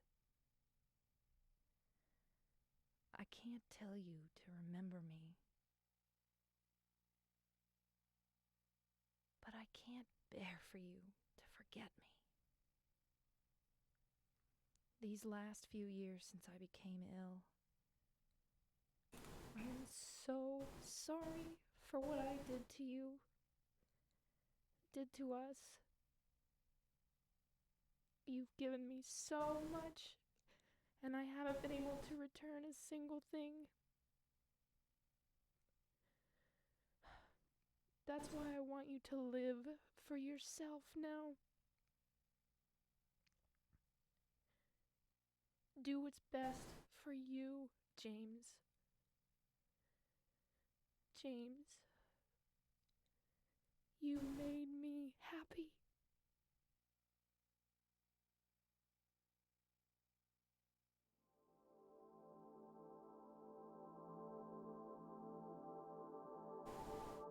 Wow.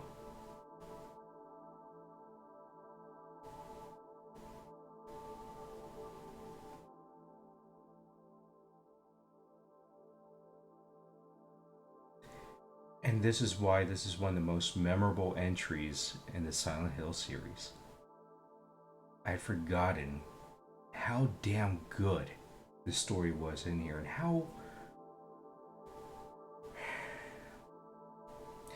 conflicted it is.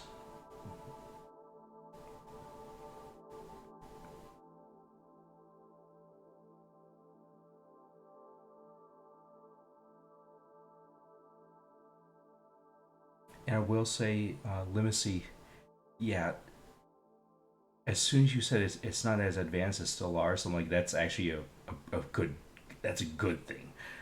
Because Stellaris has so many bells and whistles and so many features that it's difficult for folks to dive into. Not impossible, not not quite super difficult, but it's got a steep learning curve to it, for sure. And I'm glad that they started off the game with the Kittimer attack, because that just is such an epic time in Star Trek history. Yeah, sometimes you don't really appreciate a game fully until you go back and play it again. Exactly, Scott. And this,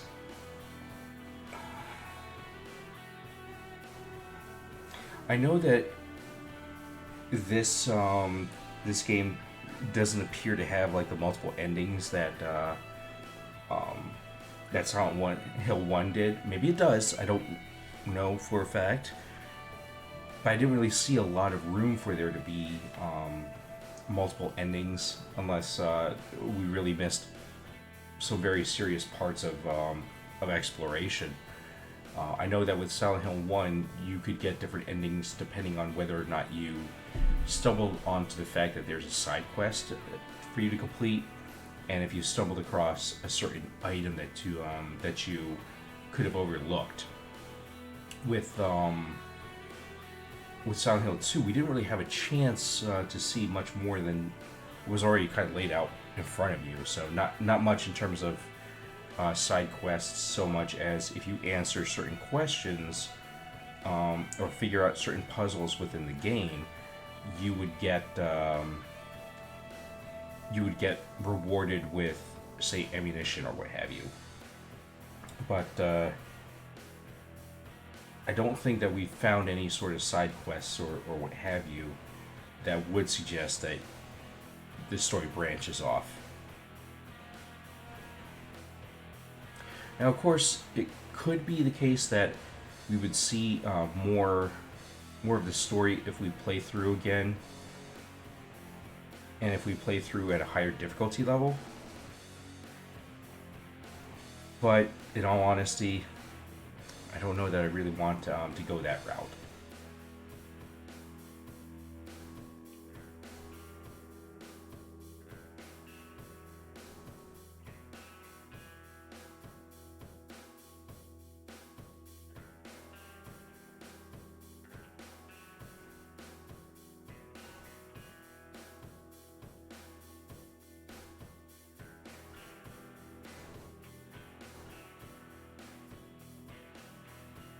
You know, it is interesting though that we run into some of the characters that we run into,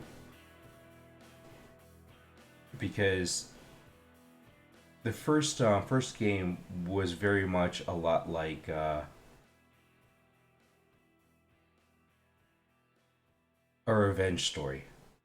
You have Alessa taking in all these folks who had harmed her, plus Cheryl, who represents half of Alessa's soul, and Harry being her guardian.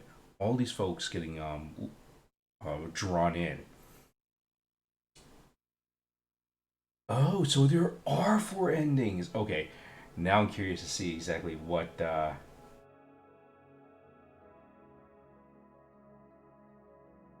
I'm very curious to see what other endings we might have. I will say that with the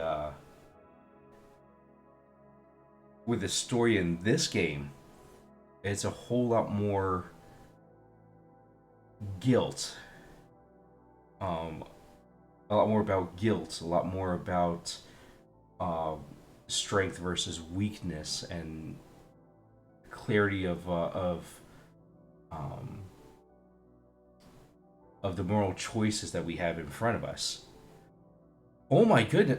What are you doing, Lemasi? thank you so much for those 2 gifted subs to Randall and to Downgrade. I really appreciate that. You didn't have to do that, man. Thank you, though. I really appreciate you.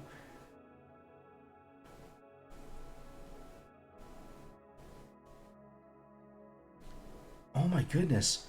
Thank you so much, Lemissy. A reward for finishing the game. I really appreciate that. Yeah, I'm blown away by this game because it's got the same level of layers to it, but the theme is so much stronger because I think that this is kind of that story of regret that a lot of us can relate to, and a story of moral ambiguity that a lot of us can also relate to. And so I'm just sitting here kind of thinking about all the different characters that you run into and why they're there. For Angela, knowing that it's a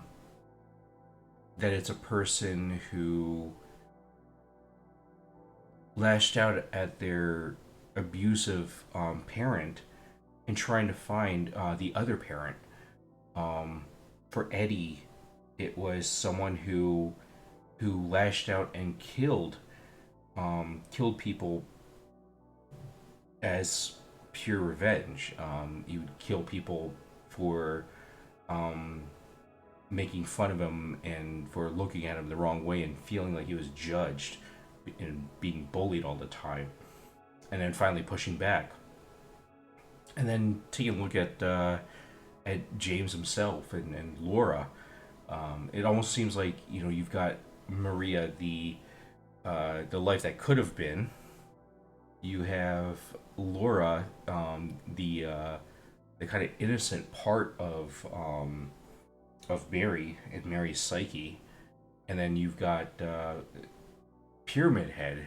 I think even Pyramid Head plays a role in all of this as a character that's not just a monster in the game, but is actually also a representation of either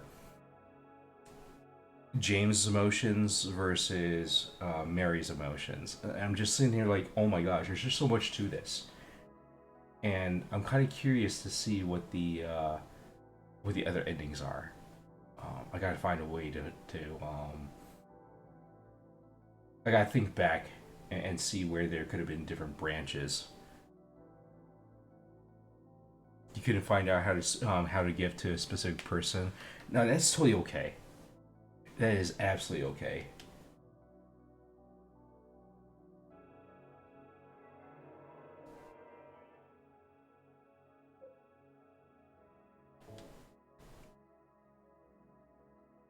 Next is actually not Silent Hill 3 because I haven't managed to get my hands on it. I would love to do Silent Hill 3 and Silent Hill 4, but I don't have either of those games. I'm wondering if this is going to be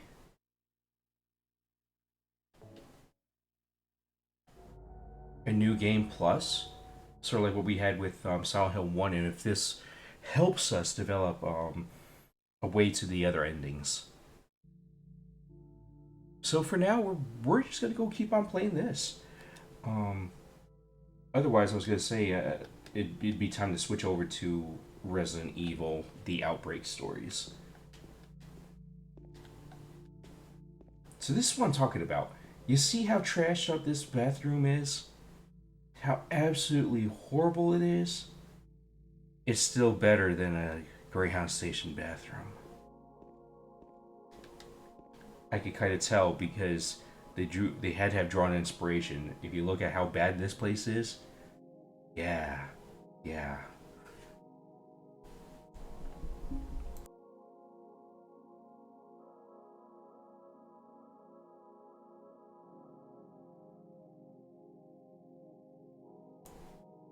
Exactly. Yeah.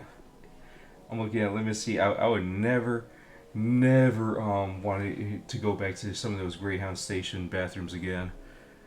didn't have much of a choice to, because I mean, it's either that or use the one in the bus itself, and that's a solid hell no. Not the Greyhound station. Oh yeah. Hashtag the Greyhound station. Alright, so we got the map. A Silent Hill. And this is what I'm talking about. You know, James was driving along, saw this little pit stop here. Was coming in from here, but off in the oh, it's not gonna let me actually like zoom in over there. Never mind. So that's okay. We're just gonna run towards the where we would have driven towards. So clearly no way going through here. 50 miles away from Old Silent Hill.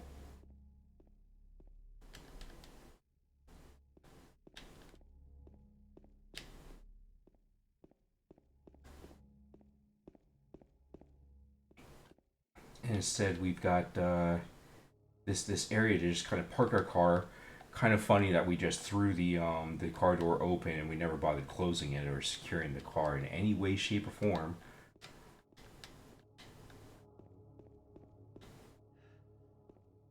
But this is where we're kind of forced to go down to Toluca Lake.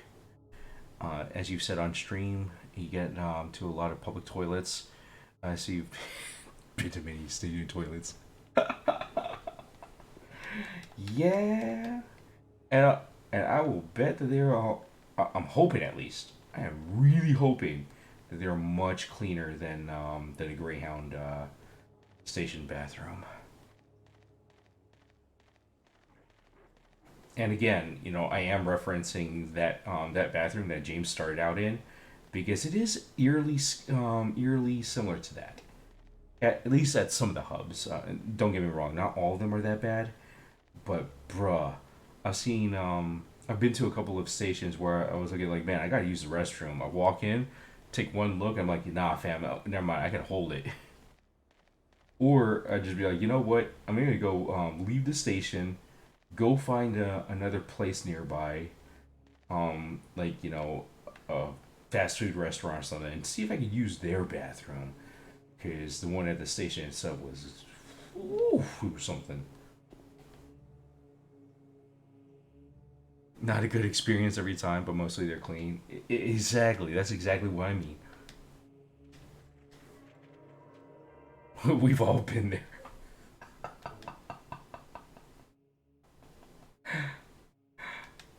Oh, that's true. That is absolutely true. But this, my friends, is the exact reason why anytime I'm traveling, you'll see me keep myself relatively dehydrated and not really eat worth of anything.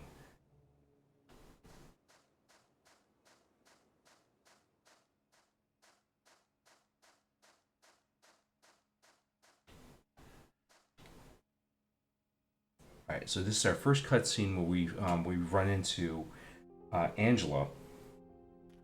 And she tries to warn us away from Silent Hill, saying that there's something really wrong. No, all the times you've had to use a disgusting porta potty, it's always been bad. Excuse me, I'm sorry. You can't sit in this disgusting. Exactly. I didn't mean to scare you. I mean, if you got to for a porta potty, that's understandable. What I refuse to do, though, is drop a deuce in a porta potty. If I need to go take a piss, well, that's one thing, but I will not sit or try to hover over that motherfucker. There's only the one road. You can't miss it. Thanks. You're not even sure the tiny stadium even has a toilet. I think you'd better. Sometimes you just have to go water a tree or some bushes.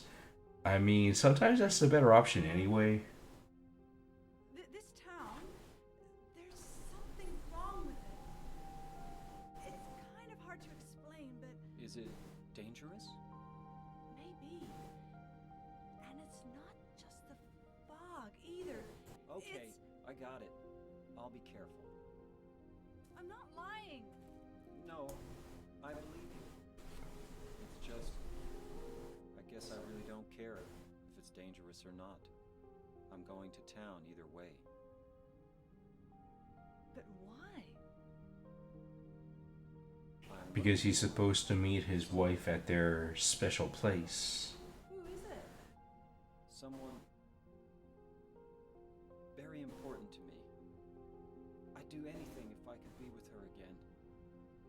Me too. I'm looking for my mama. I mean my mother. It's been so long since I've seen her. So maybe there is something that I could I thought do my to mama was here, but I can't find them to either. help Angela, and maybe that would affect the ending. I'm sorry. It's not your No, problem. I hope you find them. Yeah, you too.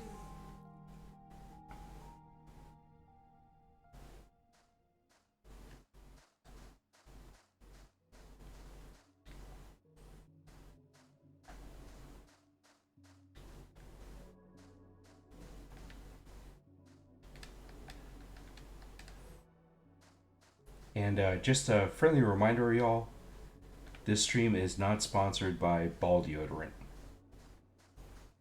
but it may be referenced a few times. Hashtag ball deodorant, the product you never knew you needed until you came to Silent Hill.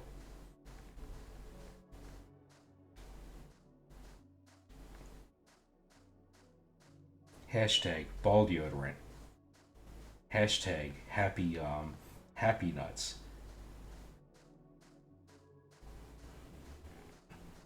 Hashtag real product.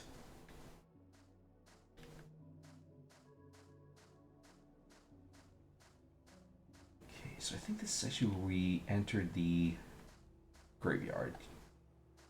So that other fence was the way out.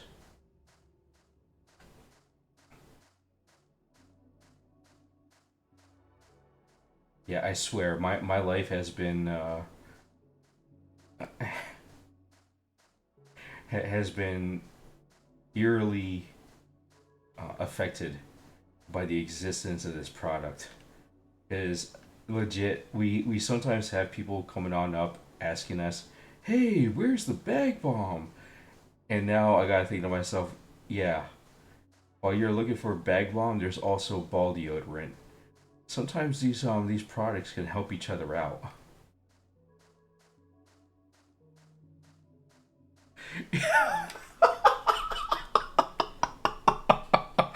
Oh my god. It is, let me see. It is no, not November.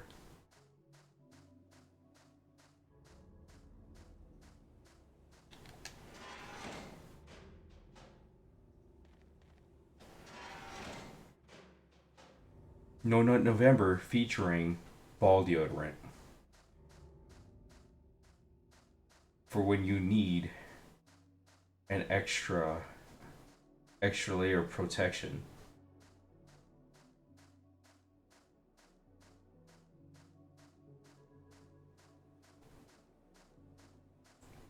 Now scented and unscented. No nuts, no glory.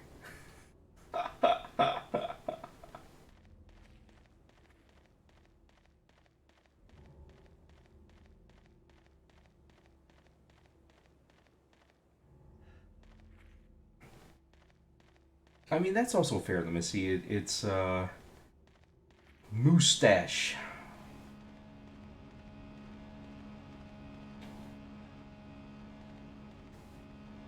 Moustache Movember.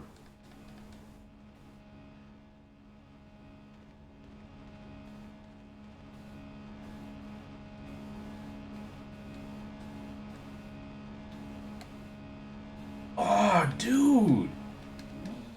He gave us the chainsaw. Yo! I forgot. You on your second playthrough, you usually do get a chainsaw.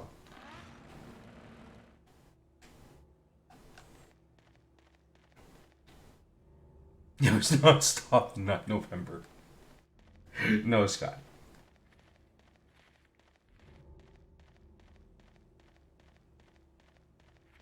that Scott, that adds a whole nother twist to James talking about needing to go to a special place with Mary and having that special place be their hotel where they made a homemade tape.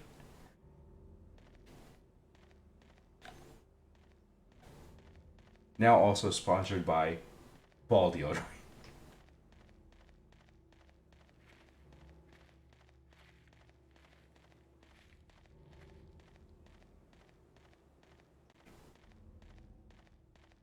You know, I also will say I really hope that when I'm saying this, that my neighbors can't hear me saying that because I swear one or both of them may just be like, what? Why? Why does he keep on talking about ball deodorant? You failed. You shaved your facial hair. No other reason.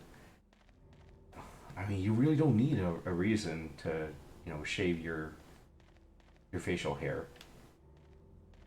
Sometimes it could just be way too much in the way. Other times it could be very overbearing. So nothing wrong with that. Do you know a good ball barbershop? I don't. I don't know that I'd ever want to find a place that specializes um, in ballscaping, okay? Because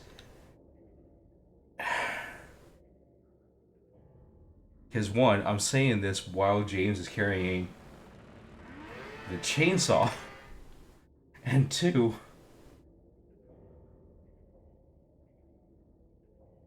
and two, I don't ever really would want to know that there's a place dedicated towards that kind of personal grooming. Body hair in general can be annoying. I mean, it can be. It absolutely can be, which is why I end up one shaving off my facial hair and letting it kind of grow back in a little bit more. But two, I also decided to go with shorter hair again. Shaving level legendary. Look, man, I know this is gonna sound horrible, but if you got somebody, you know, is shaving and helping you ballscape, you better tip well.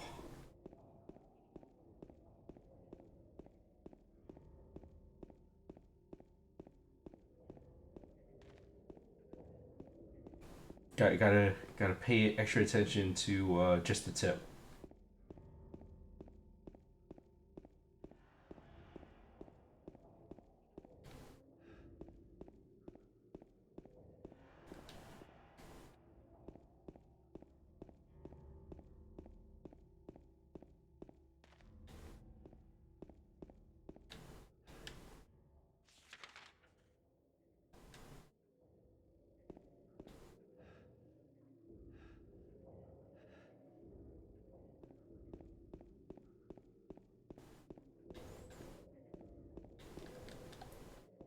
Look, let me see. If somebody's gonna be handling the boys, your best tip.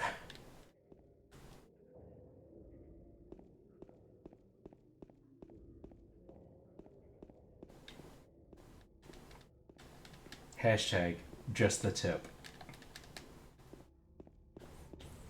Hashtag if you know, you know. Imagine you're watching a relatively tame anime, then your parents walk in and boom, big old floppy anime titties. I mean, that's how it usually goes. There are definitely some animes that I've known of that are just like 1 second super chill, the next second like hypersexualized. I'm like, bruh. Hashtag if you know, you know.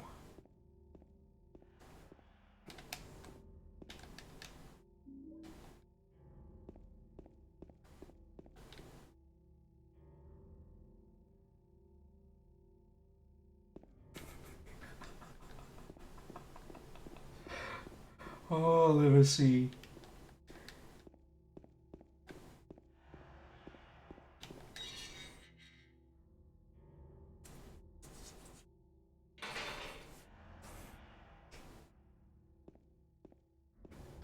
So let me see. I guess you would say that your workers there have more than just the tip.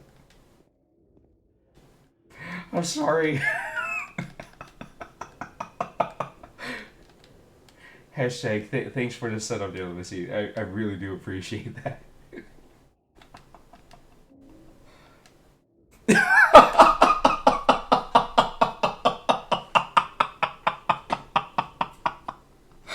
They had chosen that job. Oh my god. Oh. Best setup of all time. Yo.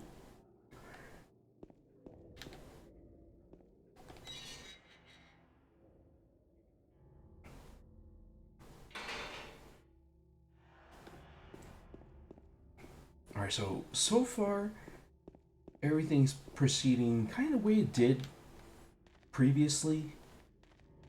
Just we got a chainsaw now.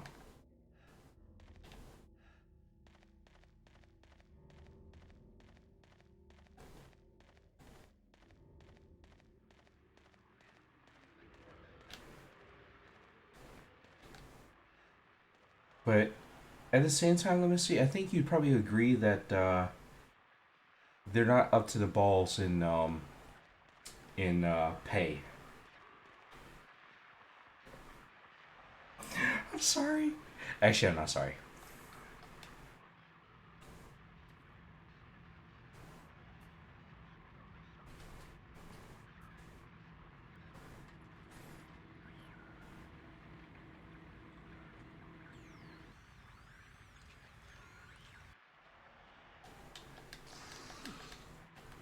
Oh, this time this dude be fighting. Okay. Very ballsy. Extremely ballsy. It's not human.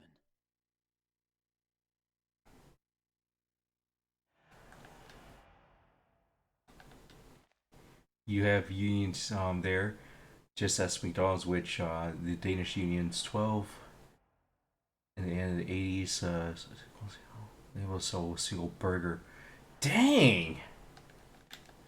So at that time, you would say they definitely were not getting paid up to their balls. They didn't even get just a tip. That's a shame. That's a shame.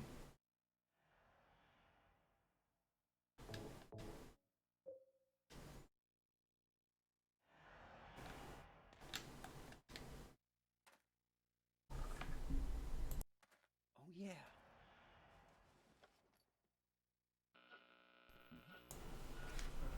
This thing working?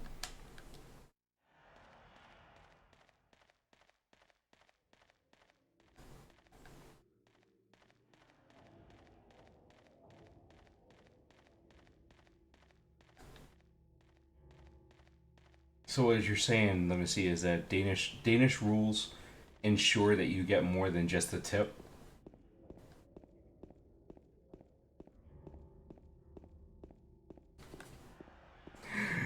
Oh my gosh, okay, I gotta stop.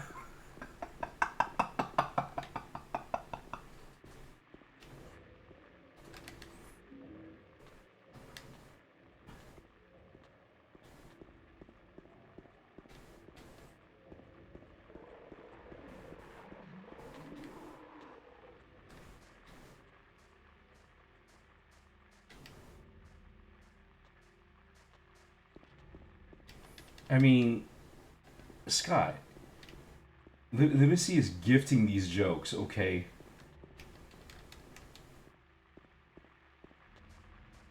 I can't turn down some of these jokes. I absolutely can't. I mean, I know I should, but I can't.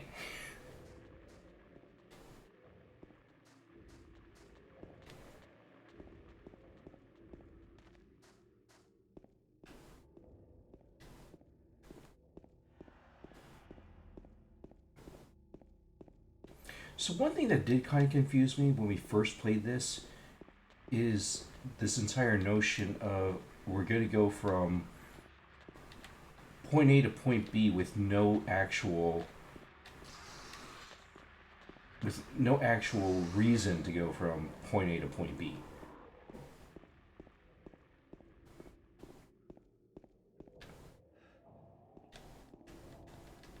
Like we go from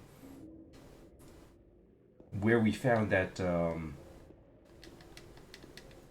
plank, that wooden 2x4, to a bar, and then from the bar to an apartment complex. And there's literally nothing that tells you to go to this bar except for a map or a note or something that was left inside of an RV that doesn't look familiar to James. So I was like, wait a minute. At least in the first game, you had little clues dropped here and there by Cheryl letting you know, hey, go to the elementary school. Or you heard church bells going off in the distance, so you'd go check out the smacks.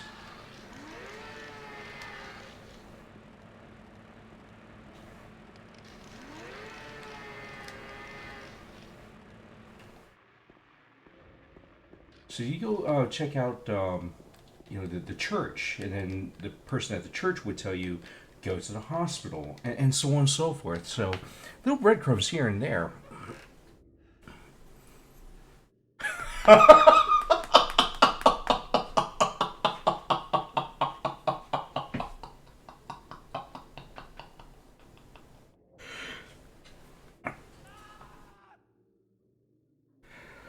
Oh, yes, let me see.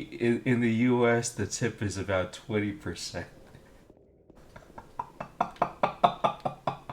Someone please clip that. That was great.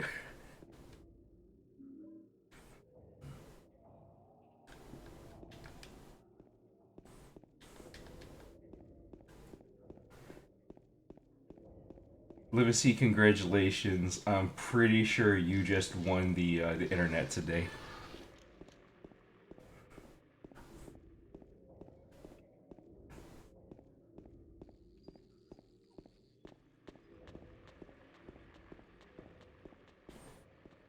Wait, I'm sitting here like, Livesey, you do realize what all the joke is, right? I mean, I kind of get the feeling you do, but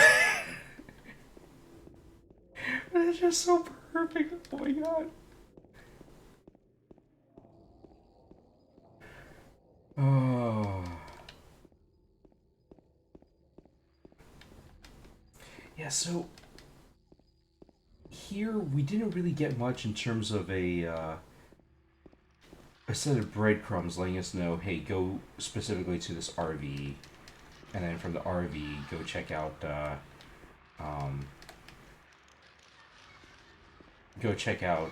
this apartment complex or X, Y, and Z. It's just like some of the most random encounters that end up leading us to the hotel. So maybe that's the only thing I don't like about this. But there's so much about this this plot itself that's just amazing.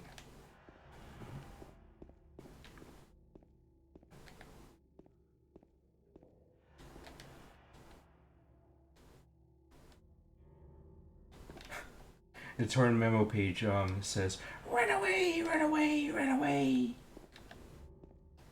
Yeah, I'm pretty sure at this point it's way too late for us to try to get out of Silent Hill. If you're going to try to fight them, the most important thing is to relax. It's dangerous to fire a gun while you're all crazy with fear. Take good aim, then squeeze the trigger, and don't forget to finish them off. I think most of these creatures can be killed, even if they are tougher than people.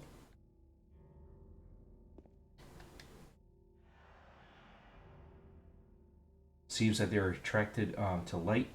That's why people who need light to see are their natural prey. They also react strongly to sound. If you want to go on living, you'd be better off just sitting in the dark and staying quiet. even that probably won't save you.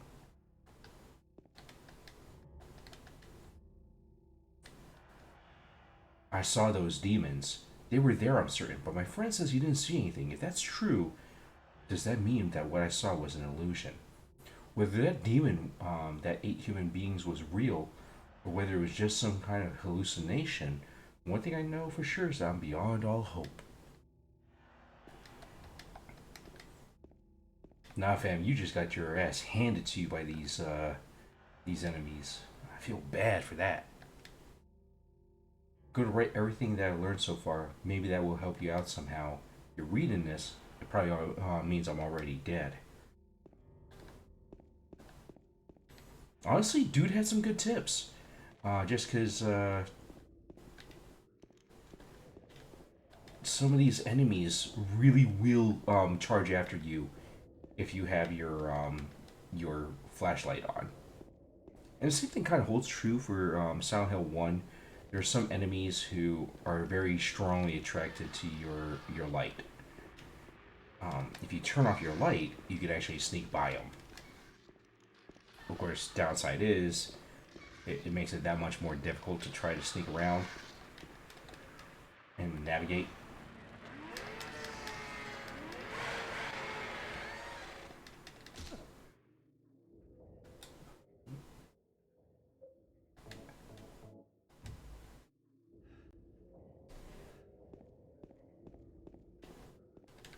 Okay, now I almost wonder though if this new playthrough will actually let us do a little more exploring. Because I think that that was actually a limitation that they had with the first game. They didn't let you explore a lot more than just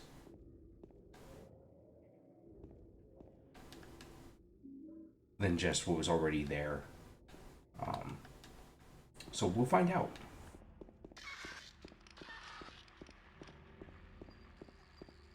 Also, it's kind of funny that we don't even have like a flashlight or something right now. We will get one later in the apartment complex, but there's no way for us to use. Ew, cockroaches. There's no way for us to use no lights as a way out.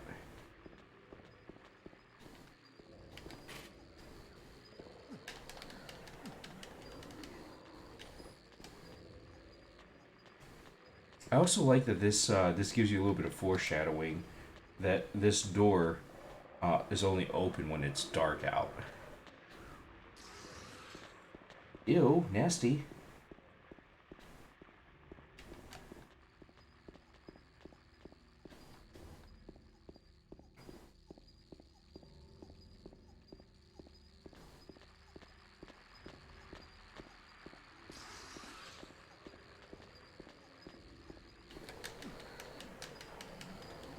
Really? Can't just stomp it? I like how James looks at it, hesitates, is like, yeah, you know, I probably should stomp on that, but doesn't stomp on it.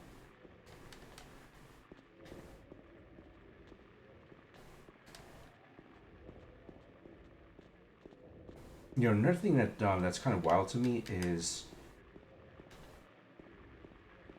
the number of folks who end up getting either trapped or encountered in this version of Silent Hill that are here pretty much just for Eddie to kill.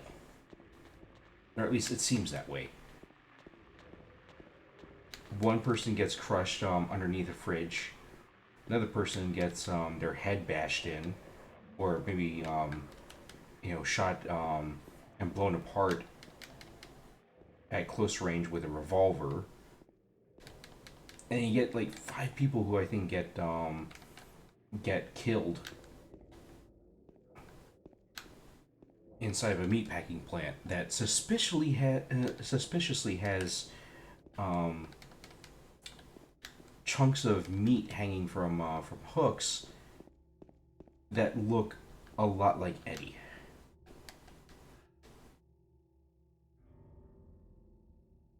Yeah, it's a major, major graphical update.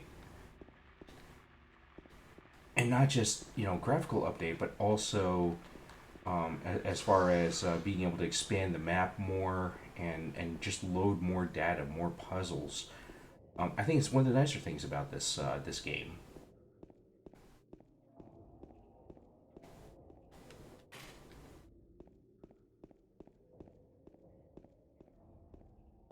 Okay, I think that this is the RV.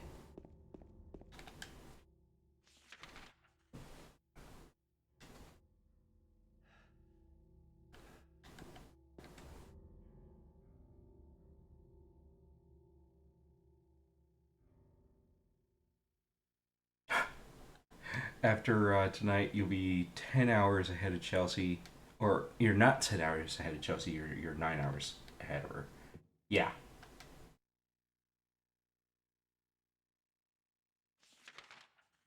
So okay, I guess I could actually justify why we decided to go over to Bar Neely's, because if James over here is just looking for anyone um to talk with, and someone is saying, "Hey, I'll be waiting at X, Y, and Z place," I guess I could see him just being like, "Okay, it may not be my wife, but at least I'll go and check out like who's there, and maybe they can help me out, help me figure out where to go next, or where I might be able to get to." So I guess I could kind of see that, but still, there's nothing that really directly ties us towards, this is where I can find my wife.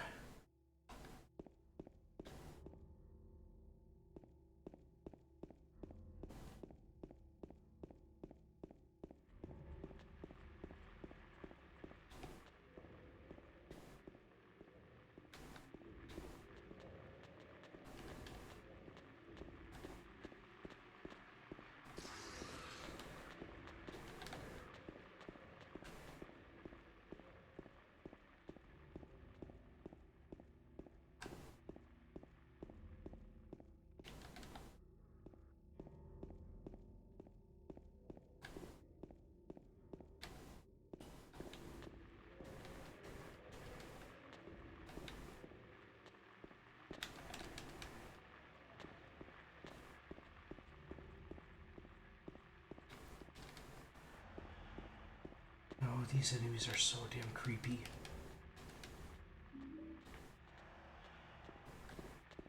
What is nice about this, okay.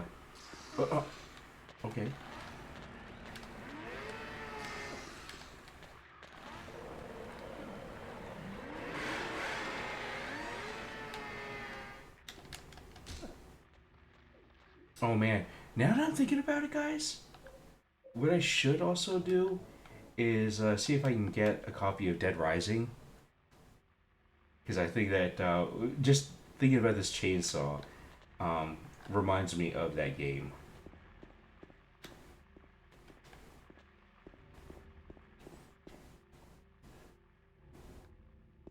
You're getting towards 3:45 in the morning.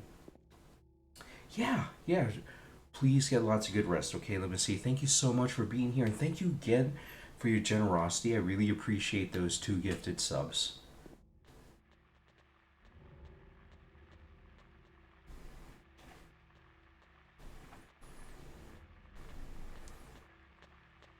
Oh no. Scott, I am so sorry about your phone. Definitely get lots of good rest, okay? And absolutely sleep well. Good luck with that match. Just make sure you have yourself a great evening. And definitely Scott, let me know what your availability looks like, cuz I mean, heck, we could even try this out tomorrow, dude. Oh my gosh. I can't believe James just did that. That was great. He's got a little power hungry.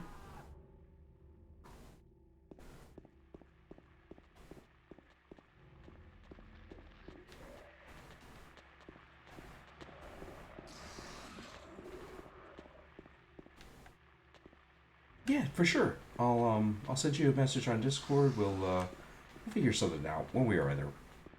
Have a great night, Scott. Thanks again for being here.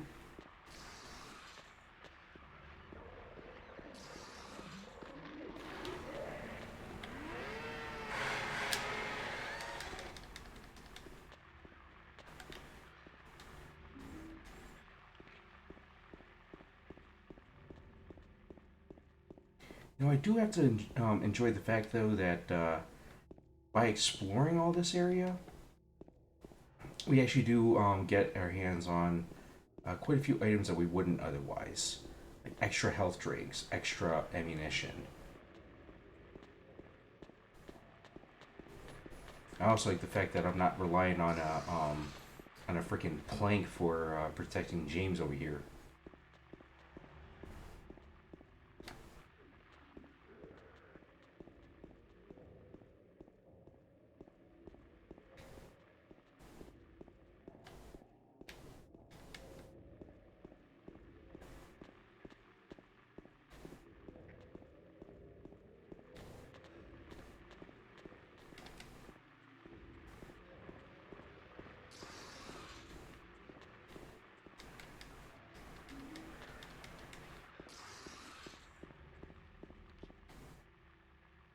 And I most definitely appreciate the fact that we are able to use this chainsaw without having to scrounge for gasoline. Sort of like first game.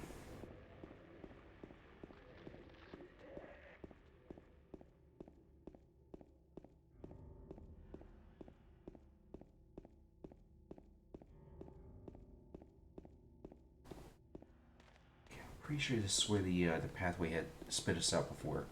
Yes, it is. So we're gonna go ahead and head over to Bar Neely's then. It means that we've come full circle.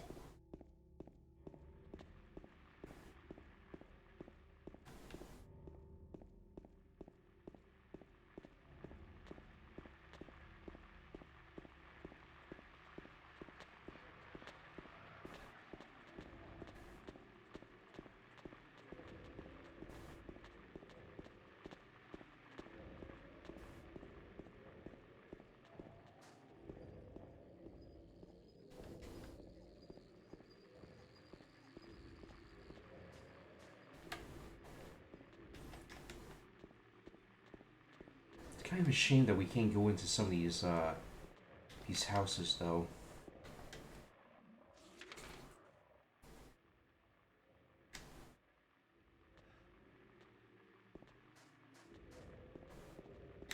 Scrounge around for some ammo or at least a first aid kit or two.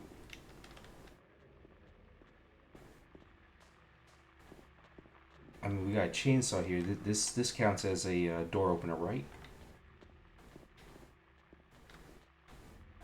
Come on now. Ah, there we go.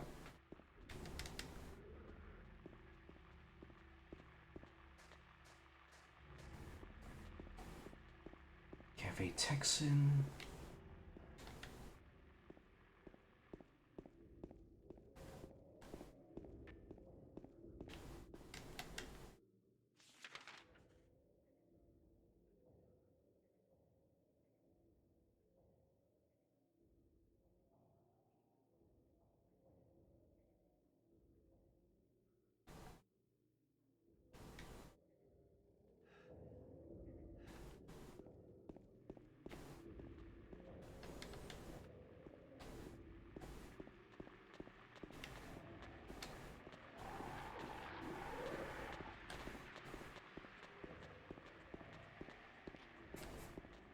You know, I also just realized would be a really great crossover is if we had Ike Kush from Shadow of Destiny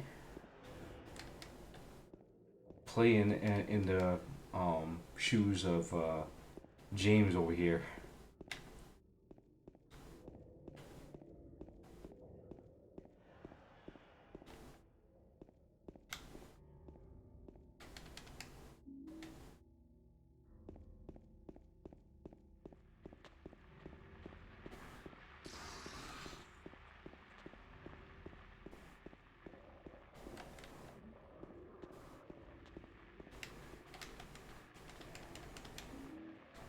the health drink. Okay, there you go. There you go.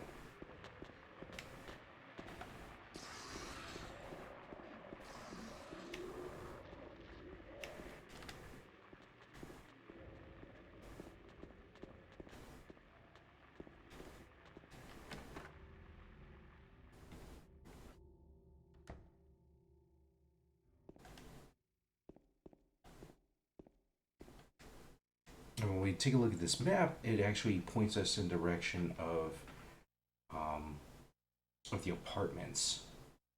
Now, what's interesting though is this. This almost looks like a person who had tried to find their way out of Silent Hill. Because if you look at this map, it's somebody who took the alleyway through the apartments. They tried to take Nathan Avenue first, found that was blocked off, went through the apartment complex, and started to try to find different locations that were either open or rally points or something of sorts.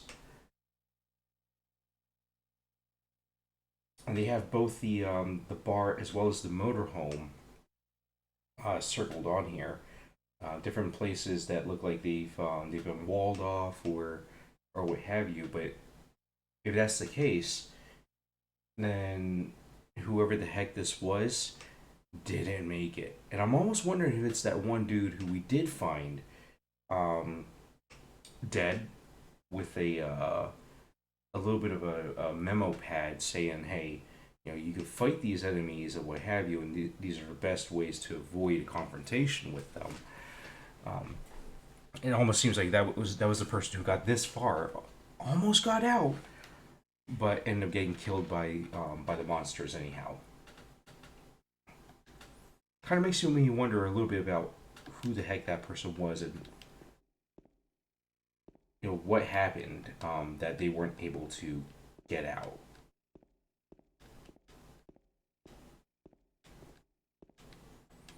There was a hole here. It's gone now. I guess that would be a huge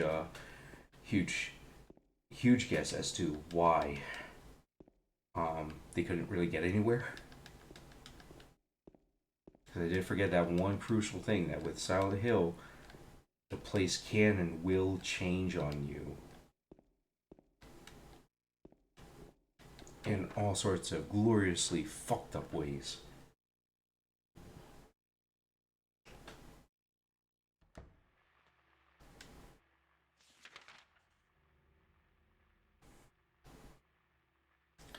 Okay, so I think we're gonna do. Let's go ahead and head over to the motorhome.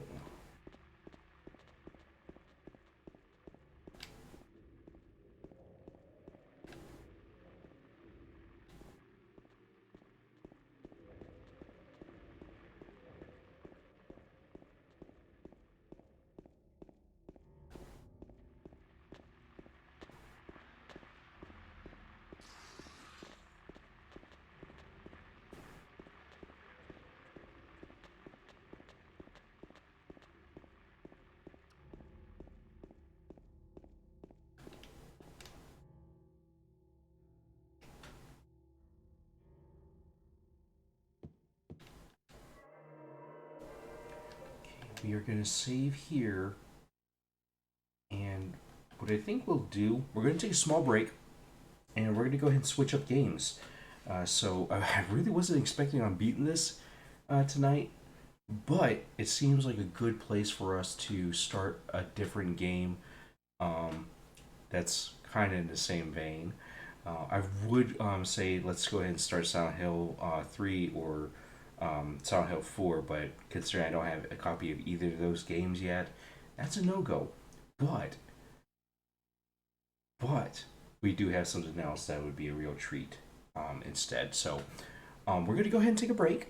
If you have to go and get yourself some food, use the bathroom, go stretch your legs, step outside for a fresh breath of air, apply some extra ball deodorant, do what you got to do, and we will be back in about 10 minutes.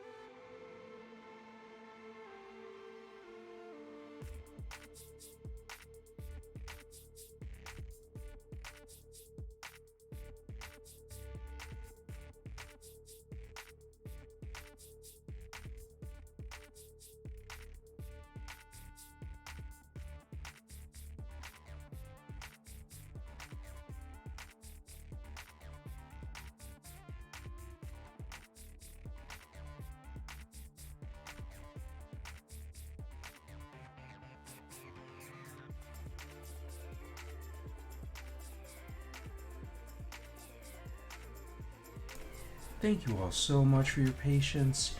Had to switch games, and I suppose that now is probably a good time also for us to switch the title of the stream, right? And of course the category and what have you. This is still technically an After Dark episode, because, well, you'll see why.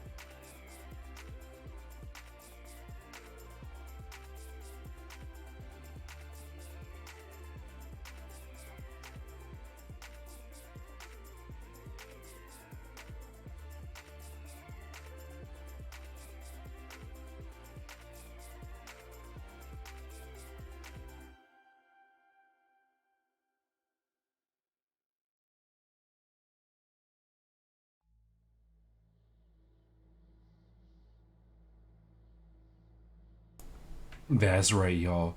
We are going to Raccoon City. So we're jumping from Silent Hill to Resident Evil. I know that sounds like a weird kind of choice. I assure you, though, that had I known that we were going to beat Silent Hill 2 so quickly, I would have tried a little bit harder to get our hands on Silent Hill 3 and Silent Hill 4 a little sooner. So there's still games that I have to get my hands on. It'll take maybe about a week, probably, maybe a week and a half to get here. So I very much apologize that we're not able to feature either of those games tonight and continue within the realm of Silent Hill. I definitely wasn't really planning on going back to Silent Hill 1 this evening, but to try to do more of the endings, kind of back to back. Chances are we'll do that tomorrow. But for this evening, since I didn't quite want to end stream just yet, we are actually going to go ahead and bounce on over to Resident Evil. So here we are. Resident Evil Outbreak. So as I understand it, these are actually the stories of different survivors within Raccoon City during the events of Resident Evil 2 and 3. Whether that actually is the case, I really don't know. This is actually a first playthrough for me. I've only ever seen this game being played, and always by a buddy of mine. I've never actually played this myself. Wait. What? Koopa! Koopa, thank you so much for coming on in with that raid. Oh my gosh. What is this? Thank you so much, Koopa. How was your stream? What were you playing?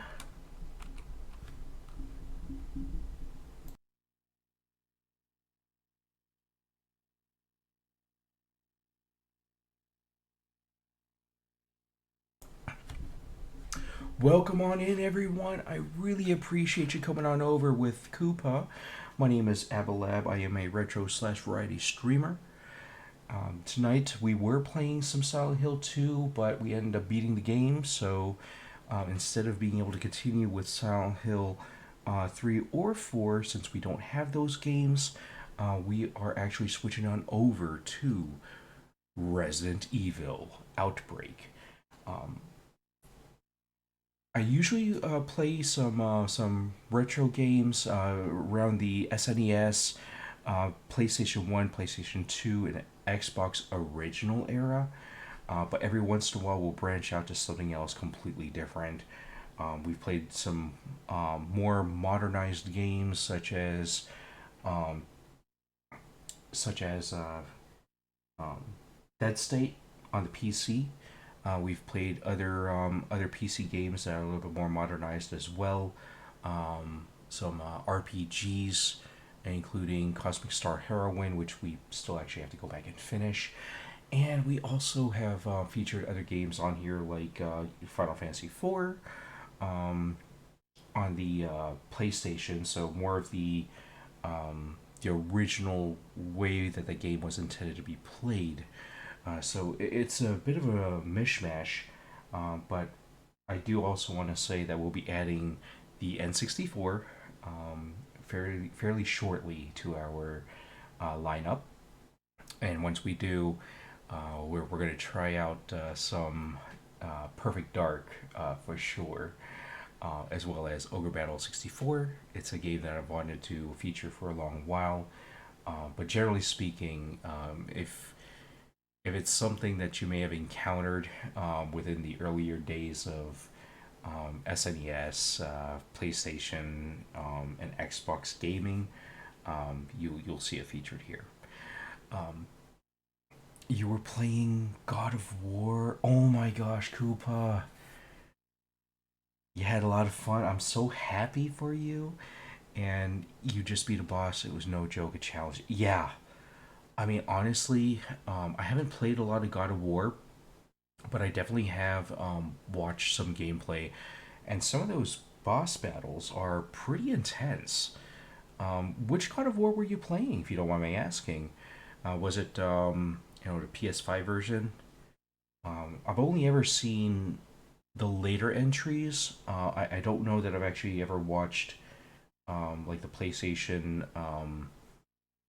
I think maybe it was on PlayStation 2, PlayStation 2 and PlayStation 3. God of War. I've never seen those. I've only ever seen the newer versions. PS4. Oh, dude. I know that Knight was playing that as well, and it looked really intriguing, actually. Very well balanced, pretty nice story. It's something that one of these days I hope to be able to play as well. You can play Ragnarok on PS4. Yeah, I would actually hope so because I know that when Ragnarok came out, it was still during a time when the PS5 was very difficult to get.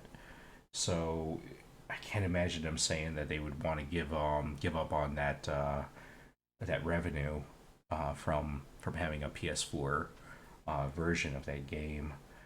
But I'm glad that you're having fun with it, and I just hope that that it's treating you well, and that the story is progressing in a way that you're just thoroughly enjoying. I don't know if it's your first playthrough or what have you. I just it's always amazing how video games kind of unravel that story. You know what I'm saying? Okay, so we're gonna go into our controller settings here, only because we need to turn off the vibration so you guys aren't hearing that coming through the microphone. Okay, and I also should probably take a look at this before I end up accidentally pulling off Silent Hill controls on a completely different game. Okay, so we got aim, ad lib. Okay. Got dash. Okay, so this is actually fairly similar. It's your first playthrough. Rock on. You've never owned any PlayStation console before. Been mostly Nintendo. Hey, there's nothing wrong with that. Honestly, it's it's kind of what games you're interested in, what game libraries you're interested in, what you've known and felt comfortable with. I'll admit that for me, my folks had started off with the NES. Then we ended up getting an SNES, an N64. We branched out to getting a PlayStation 1, PlayStation 2, got an Xbox, like the original Xbox. And from there, we really stuck more with trying out the Nintendo Wii, trying out the PlayStation 3, 4. At least my older brother went down that lineage, as well as some of the Xbox consoles. Personally, it stopped for me after the PlayStation 2, mainly because I just couldn't afford consoles at that time. So I get it. It's it's something that you kind of have to convince yourself to say it's worth throwing down that much money for a console, especially if you aren't sure about the library of games that come along with it, or well, not really like come along with it, but the library of games that you get access to, um, as well as just knowing whether it's for you or not for you. So nothing to be ashamed of, you know. What's funny is that the one you got was less than what you got for your Switch. Damn. I mean, I can I can see that. I actually can see that. Uh, I'll I'll wager that it was probably someone who was trying to offload it for a newer console.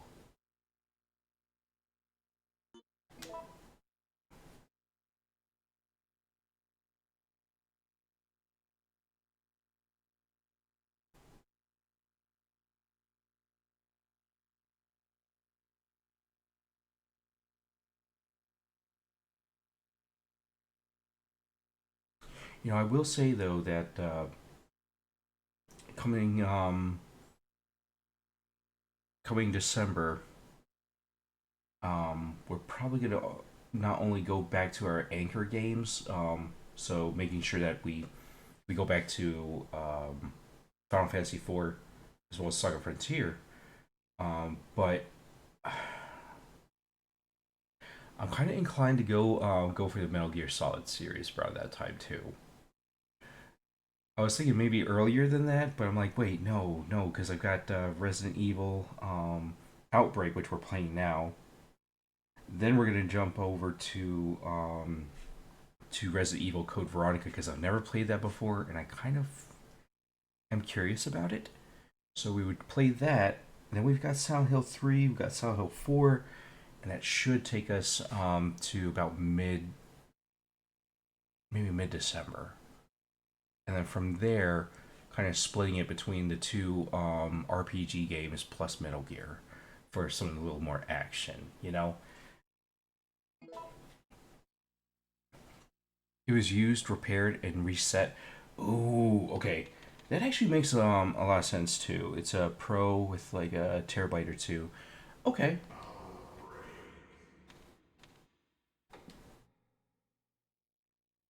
Yeah, refurbs especially go for a nicer price.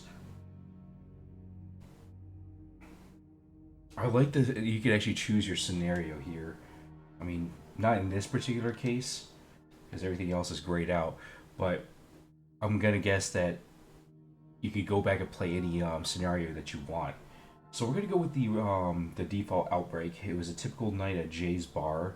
Some uninvited guests crashed the party. Our race for survival was just beginning. So this might actually be the bar that was featured in Resident Evil 2.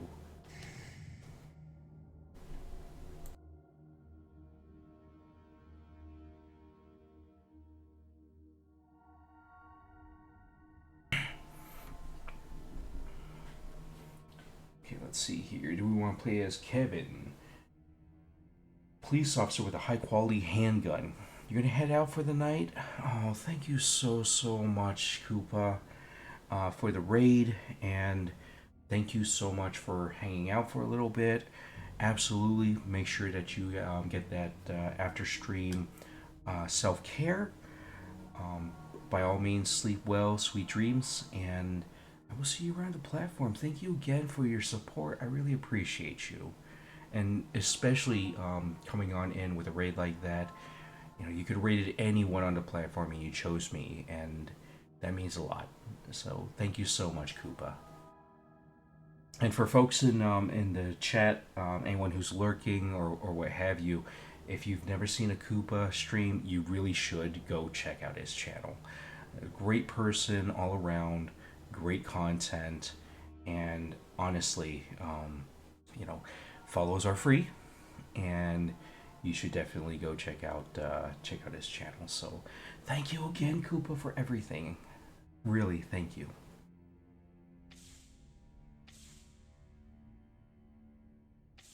Oh man, we get to choose characters. I like this. Okay, Mark's 52 and is a badass with melee weapons.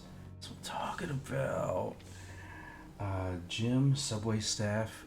Like, which Subway? Like, Subway sandwich or Subway, like Subway trains and trams and all that kind of good stuff. Will rarely be attacked by enemies. Oh, we got the stealth option. George can create many types of medicines. I mean, we got lots of herbs in this game, so the fact that he could make a lot of different types of medicines just makes me laugh. I'm sorry. David the plumber can create new weapons using tools. Yo, that's what I'm talking about. Got that innovation there. Yeah, Alyssa, a master of unlocking things. Yoko can hold more items at one time, so okay. Decent amount of inventory. And Cindy, the medic. How about we go with... Screw it, we'll go with Jim. Okay, we're gonna go with normal settings here and hope for the best. This is actually a first playthrough for me. I've only ever known about the game because I saw a buddy of mine play it back in the day, but never actually played it myself.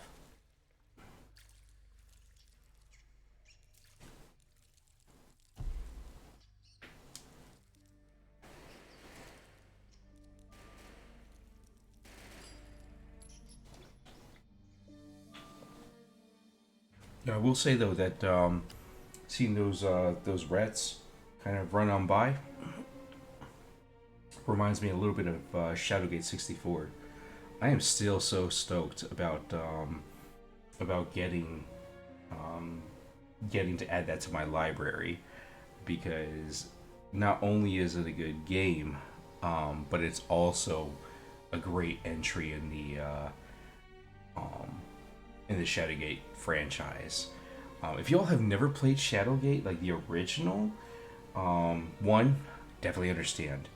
Two, if by any chance you have a chance to get an emulator and give it a try, if that's what you'd like to do, I highly recommend that game, because for as vicious and ruthless as it is, it's still a great playthrough, and it really speaks to the imagination. Since with NES games, you don't have a lot of storage memory or a lot of ability to program a longer game on those, but they still found ways to really pique the player's curiosity and to get that imagination going as to what was this place and who lived in this castle, and what all is going on with this entire world that this castle exists in. I think one of these days, if I'm able to do so, I'll try to show off Shadowgate on Steam. Not the original NES version, unfortunately, but the newer version that came out maybe about 8 years ago. Or at least it feels like it was 8 years ago. Maybe it was more like 5 years ago. But in any case, they do have a PC version of Shadowgate that was more of like a reimagining of the game, and even that has a lot of richness to the environment. It's not a very long game to play through. If you've played through the first one, the NES version, that's one thing. The Steam version is not exactly long by design. Damn, that entire battle taking place right beneath the streets of Raccoon City. That's wild.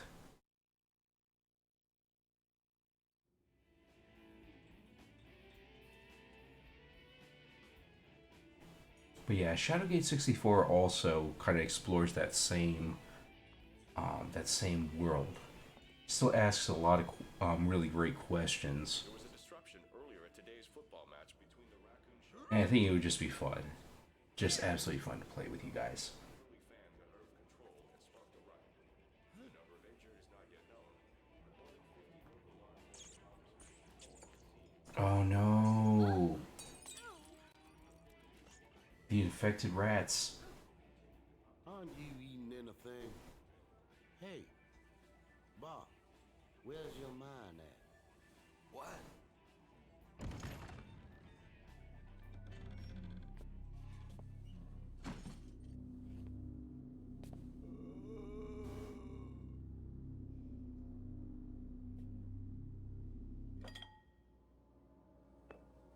Huh? What a weird customer. Who is this guy? Damn it! He's unconscious. Are you all right? You don't look alright. What are you doing? Dang.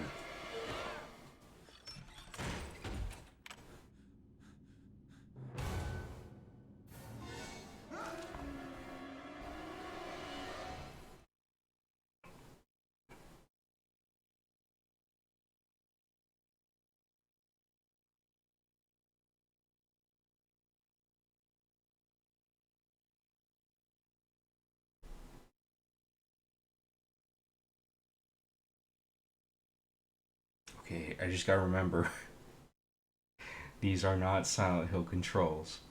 They may be similar to Silent Hill controls, but they're not exactly Silent Hill controls. All the folks outside seem to be going a little bonkers. Yeah, gee, you think?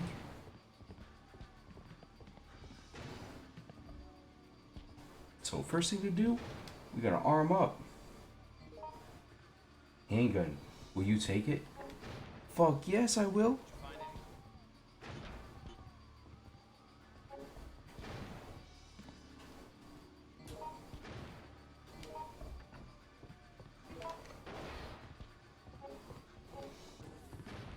Hey there.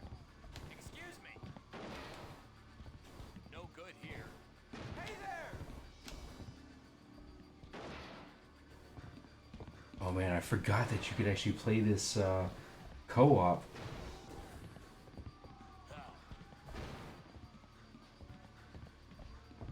Oh, so trippy. No way.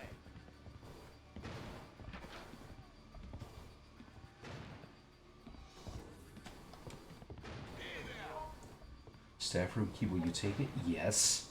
Abso-fucking-lutely, because I don't think we're getting through the front door. But they are.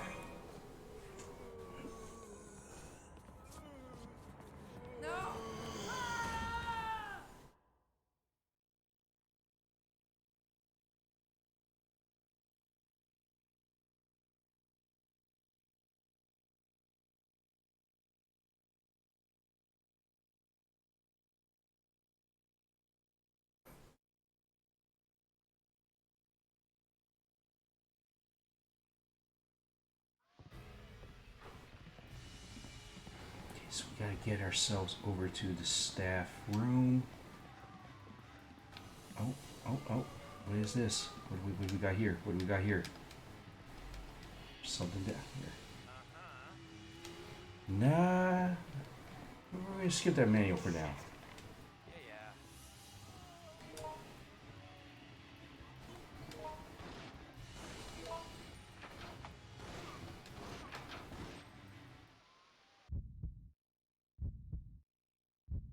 Stairs between the first and second floor. Okay. Now the question is, are we going to be jumping roof to roof? Like, is it going to be Matrix style?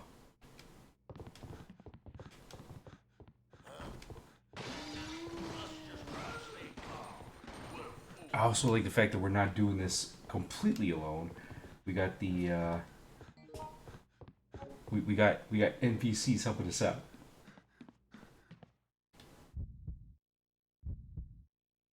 Okay, on to the staff room. Let's see what they got up in here.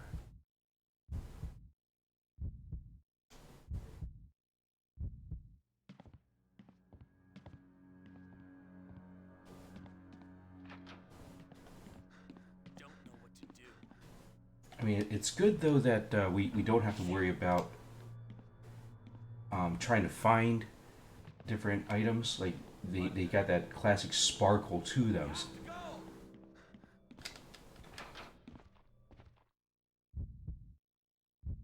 The break room.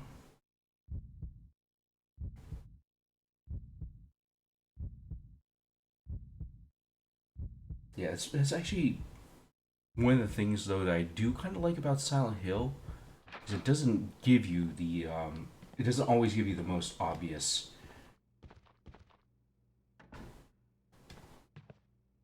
doesn't give you the most obvious hints that there's an item that you can collect.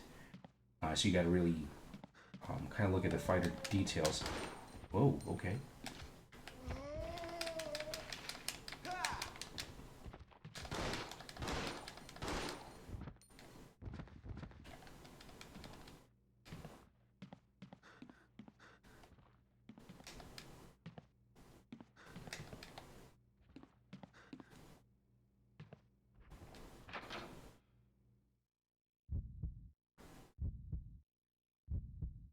Like Silent Hill will really reward you for exploring and for taking a closer look at the environment. Oh smacks, oh smacks, oh smacks. But when you're trying to do things nice and quick, like run the fuck away from these enemies. It's just nicer that it'll tell you, hey, there's something you should check out over here. So gotta appreciate both styles. This looks like a staff room because it is a staff room. I swear, I swear.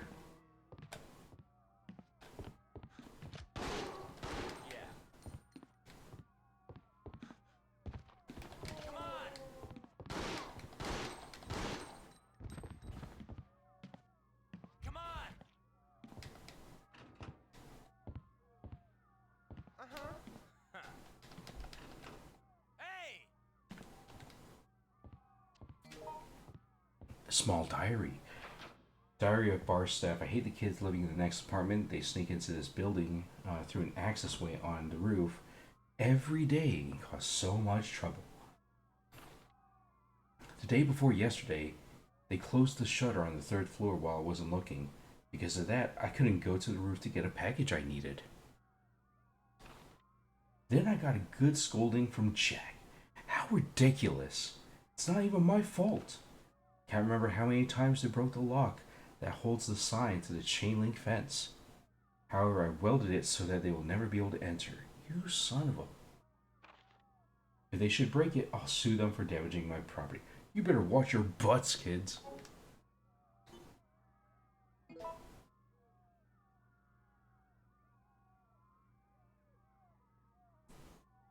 Other PCs or other player characters and enemies do not pause while this screen is being accessed. Oh crap!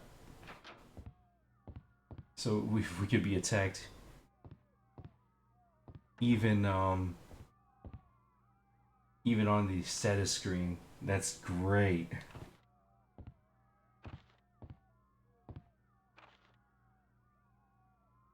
Hold down R1 to aim and press X to fire.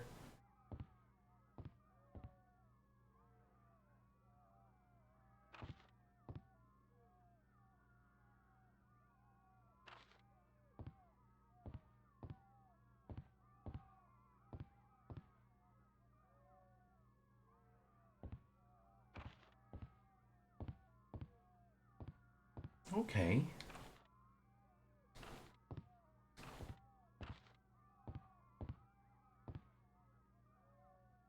Ooh, you request different weapons. Okay, I like that.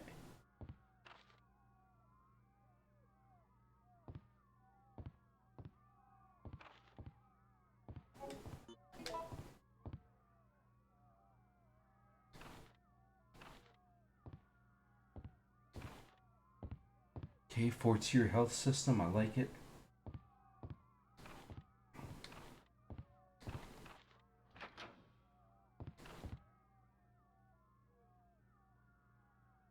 Oh man, you'll start crawling on the floor if you start receiving too much damage. Fire stage increases at a much quicker rate than normal.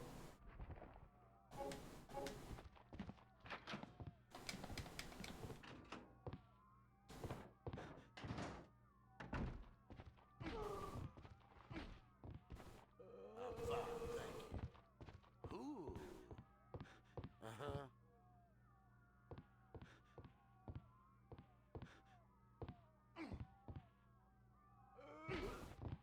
Nice. Kick his ass.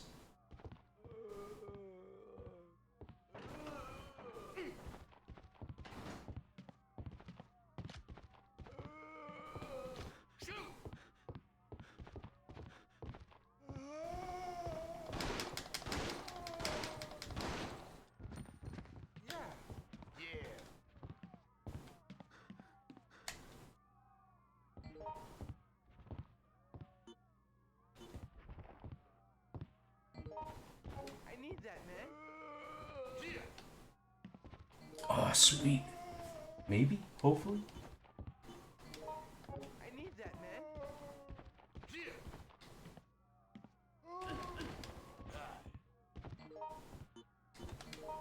I need that, man. Help me, please. I need your help. Here, check it out. Okay.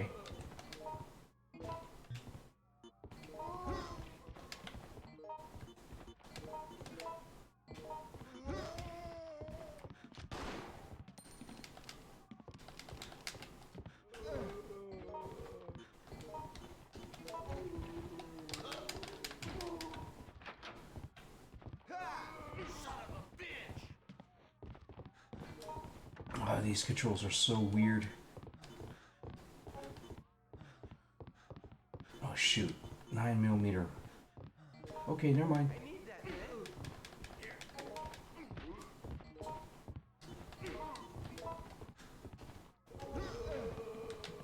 Here, let me help you. Come on.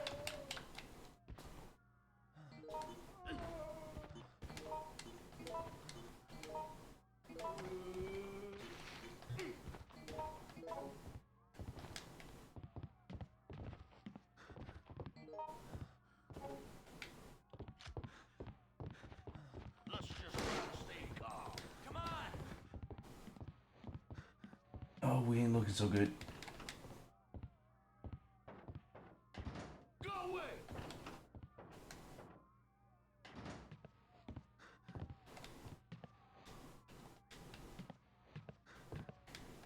Did you find it?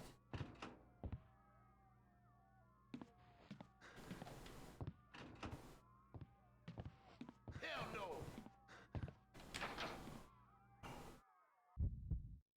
Okay, so the controls are a little bit more different. Same with the game mechanics, obviously.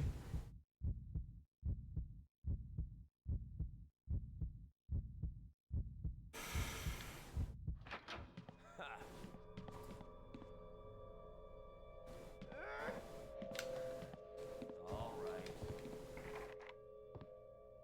Blue marking, okay. Oh God, what should I do? Don't know what to do. Is this another gun I can possibly get? Ah, one of these guys. I swear.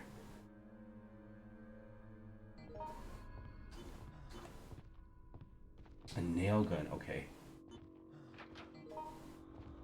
I need that, man. Take this. Here. Okay. Yes, we will take the green herb because we damn well need it. There we go. Great. Okay.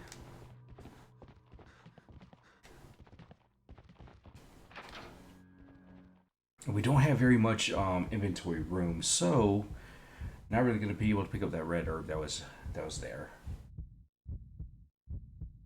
which sucks. Is man, I know that if you can combine those with the other herbs to enhance their effect. Find anything new?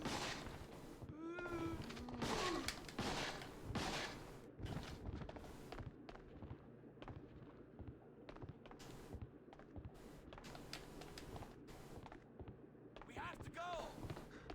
Watch out.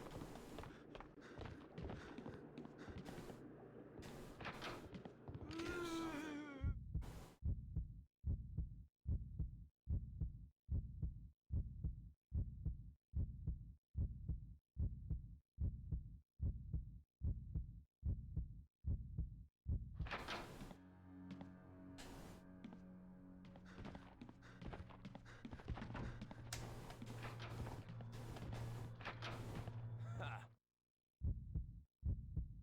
The drawing room.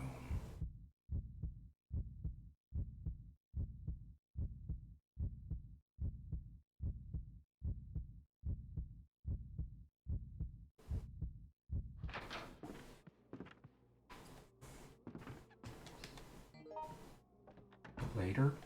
Yeah, sure. Let's take a lighter. If we can make some Molotovs, especially. Fuck yeah. Hey. Ah, when the crows. Uh-huh. Shit.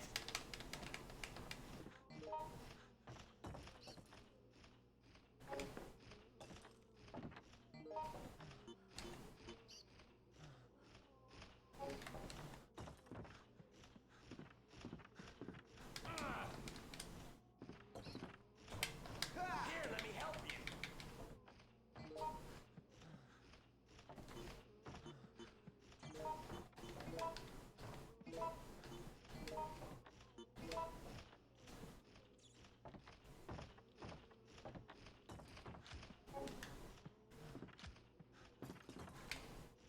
Did you find any?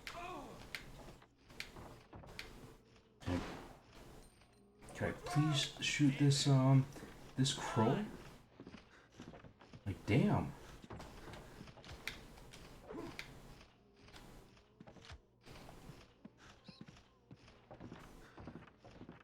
Come here. I like how he yells out, "Come here!" while it displays, "Bring it on, bitches!"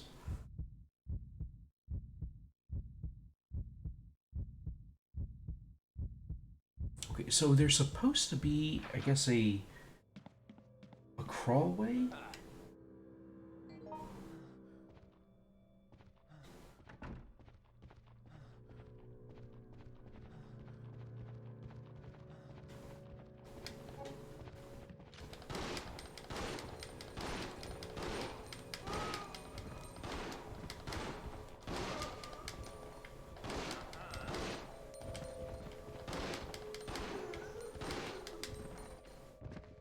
So I have to make it. Here.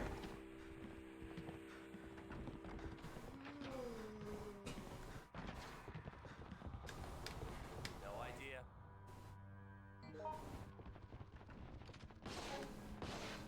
Hey.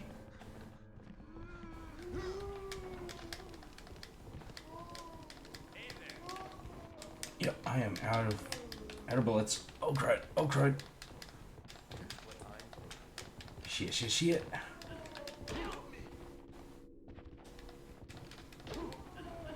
This'll help.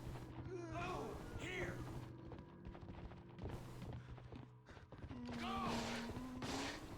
Hey! Oh yeah, screwed. So screwed. Help me, please! Let's just try to stay calm. Okay, so the only thing I could think of is let's try out the owner's place again, because you'd think that they would have some way of getting either across to a different apartment or building or what have you, or they would have the keys to the to that stairwell heading up to the third floor.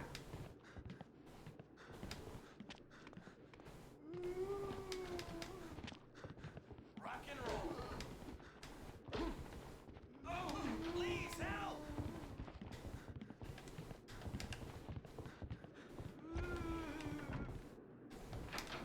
Yeah.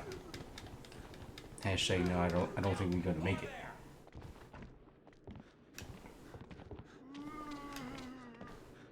Hey there. Oh, excuse me.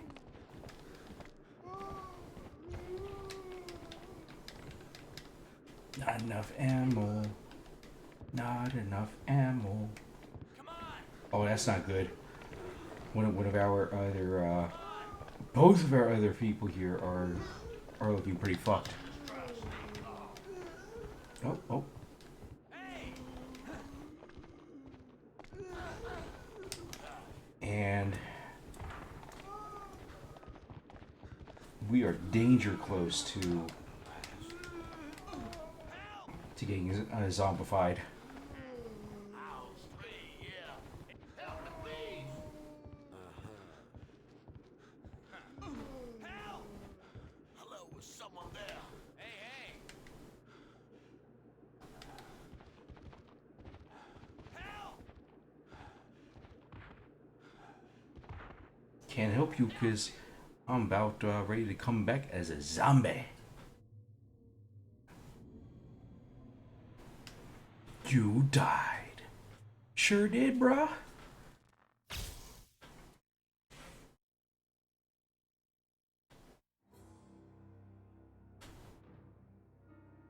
Rank F.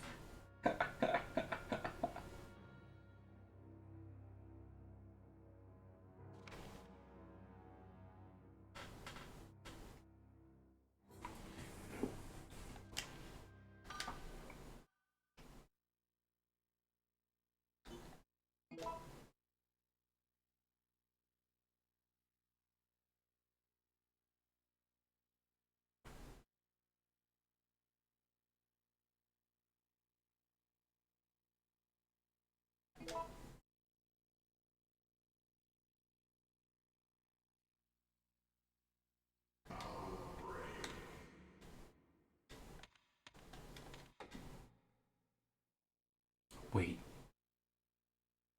There's more than just a scenario mode? What?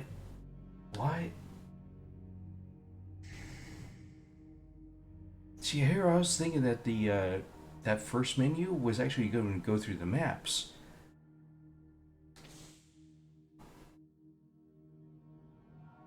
Yeah.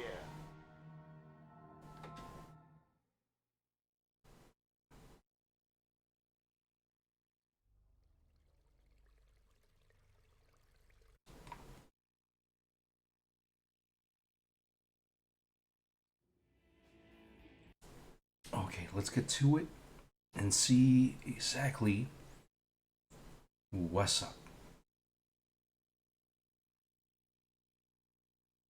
Now, considering that we just chose the security guard who's better at melee, I'm hoping that we find a weapon that we can use effectively nice and soon.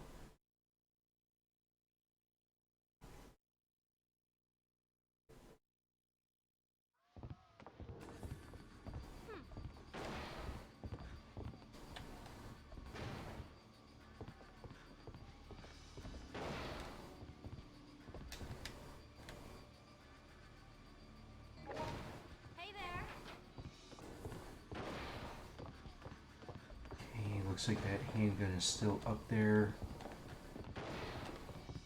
Oh my god!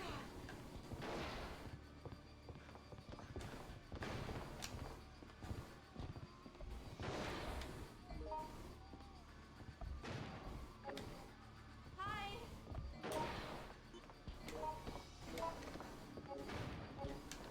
I will say that the controls are a little clunkier than I would have expected.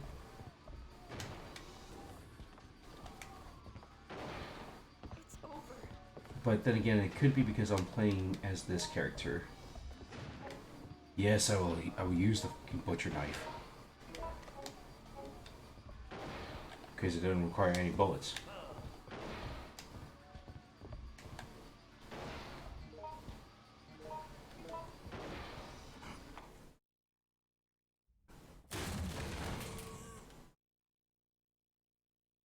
Rutro Spaghettio.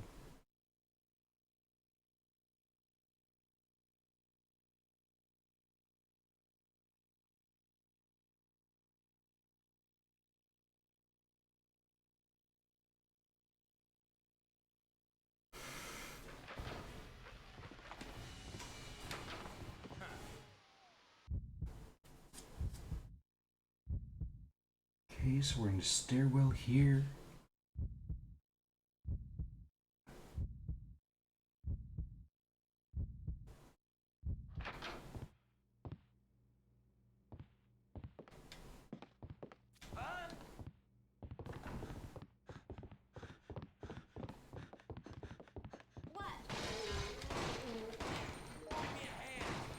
And we got ourselves a green herb. Chris! Oh my goodness! Chris, thank you so much for the raid! Oh my gosh! Folks in the chat, we got a legend here with us today. Chris, thank you so much for the raid. Let me get you a shout out right quick.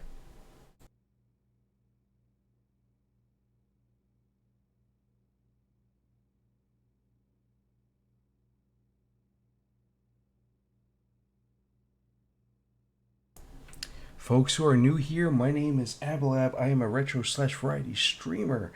And today we were actually starting off with some Silent Hill 2, but ended up beating that game a little earlier than expected. So we switched over to Resident Evil Outbreak.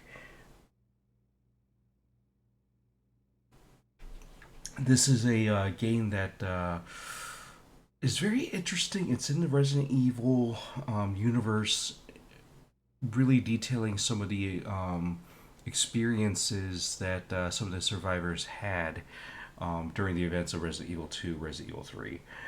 So right now we're just now starting this really, and finding that it's interesting in a lot of different mechanics, in terms of a lot of different types of game mechanics. And this story, well, we haven't gone far enough to really check out, so we'll see how that goes. But first and foremost, Chris, tell us how your stream was, especially now that I see that you were playing some Spider-Man 2. How are you liking it? I know that several other community members that we both know have been playing that game and enjoying it so thoroughly. And I'm pretty sure that one person actually was able to complete the entire game, which is kind of nuts to me because I thought that it was supposed to be a pretty extensive experience and not something that you could easily complete within like a couple of days. But to also be fair, it sounded like they really poured in closer to like 12 hours a day, just completely engrossed in the game. So, you know, especially with differing skill levels, I could definitely actually see that it may have been a little close, but they were able to certainly beat the game within that time frame. But yeah, let me know how everything went. I'd love to hear all about it, and especially just how life is going in general as well. It's been a while since I think we've been able to talk, so would love to hear from you.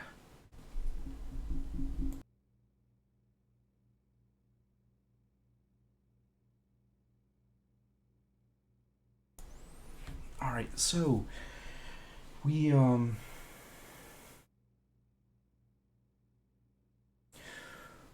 we've got ourselves a butcher's knife. A crow just flew in. We've only got 4 inventory slots. I don't know how I feel about this yet.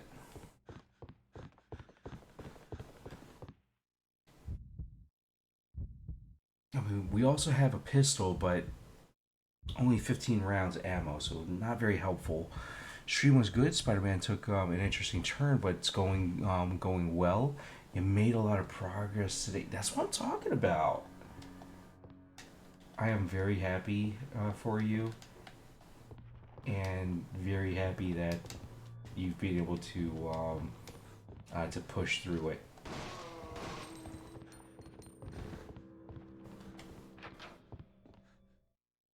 Yeah, it definitely seems like one of those games that just gets more and more rich with each playthrough, especially with the different side quests and everything that you can do.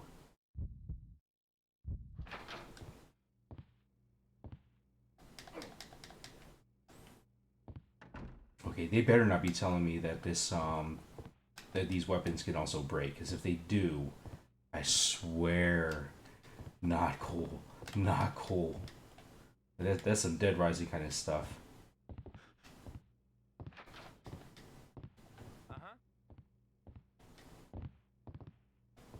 Did you find it? Here's what I'm thinking. Okay, interesting. Interesting. So I do like the fact that that some of these characters have their own characteristics. I know that just sounded weird, but you've got some characters who might be a little bit more agile than others. Other characters who can I guess fit in certain areas of each map that others can't get into. I'm liking this actually. I am liking that little touch. Not liking the fact that we got 2 of these assholes here. And what I wouldn't give to be able to use one of those 2x4s to either do some damage or something.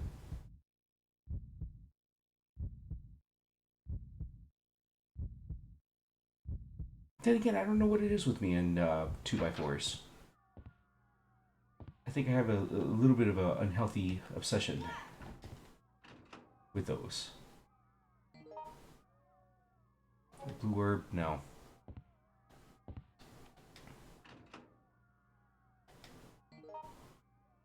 Handgun rounds. Yeah, we'll take those. We'll take those. Oh my god!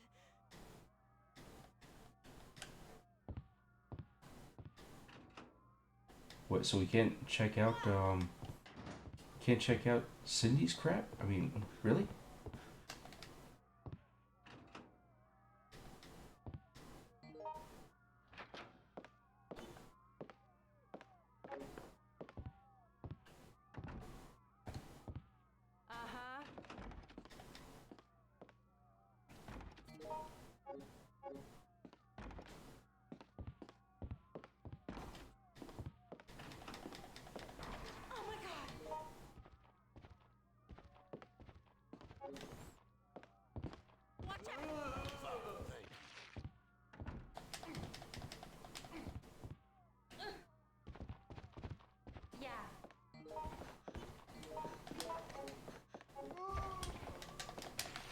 Oh. Fuck you.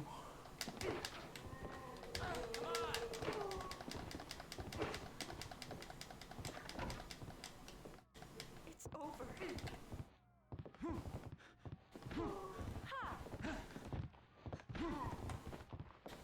Go get him, Tiger. Oh, fuck you too. Fuck you.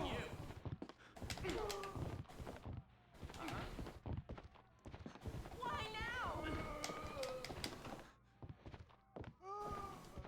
Also, no, I did not want to do that.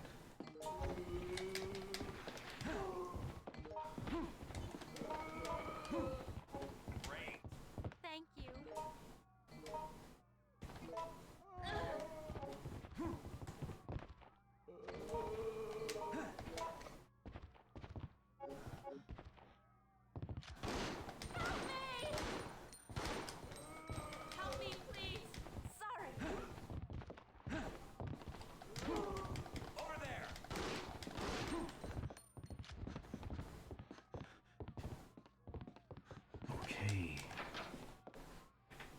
So we can bum rush these some of these assholes, and I guess the weapons that we're picking up can only be used a certain amount of times. Like quite literally, took that wooden pole that we had, swung like 5 times, and then had to throw that away.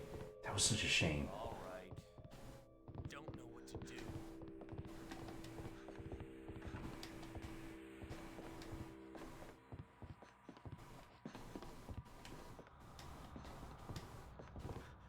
Son of a bitch. No radio, no contact.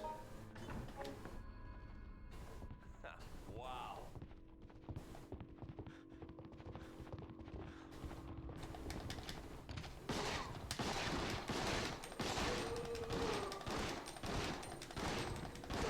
What's up, motherfuckers?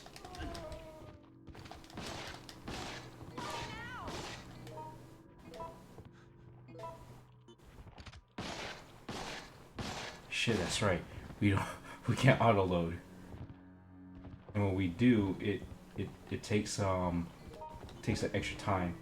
Oh, you motherfucker! Let go, let go.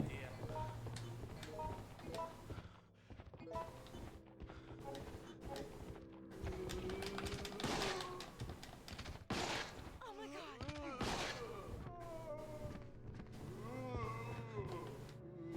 Help me, please! It can't be. Help me, please! Yeah, it's right here. There's one thing I came across. Dang. Okay, yeah, he's pretty fucked. Pretty fucked right now. Did you find it? Did you find anything? Up to the liquor room.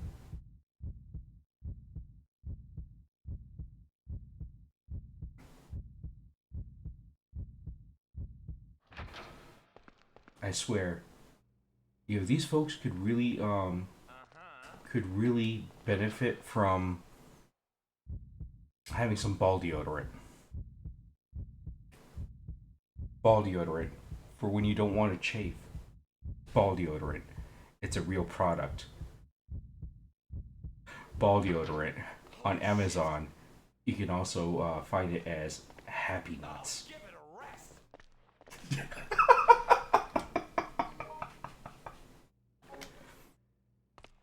Okay, I wasn't expecting for the game to even be like, you know what, Abba? Shut the fuck up. I came across.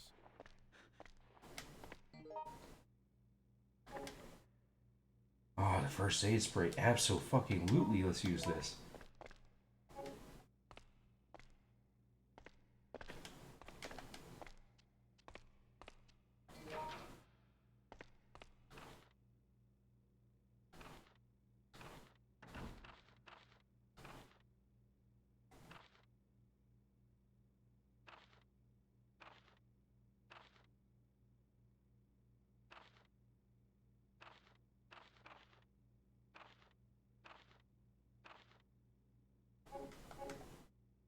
Choosing the correct items is vital for your survivability. No shit. Don't try to carry everything. Why the fuck not?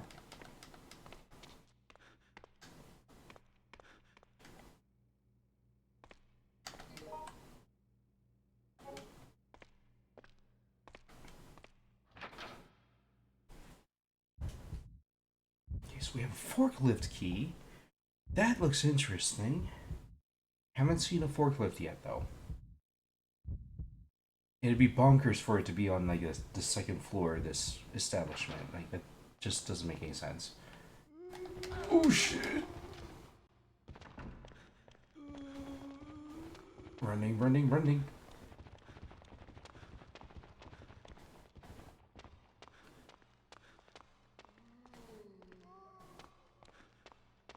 Hey!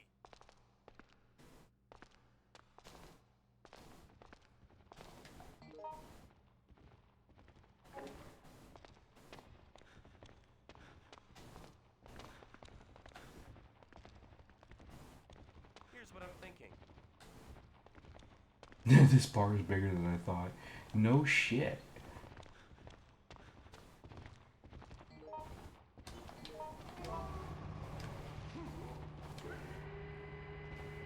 Let's operate the lever. Come here. Please help. Please help. Oh, you little fuck. Let me climb, bro. Let me climb. Help me out here. Please help. Ash, I can't help you, bro. I'm sorry. Help me out here. I mean, quite literally, there's like 3 of those fucks down there.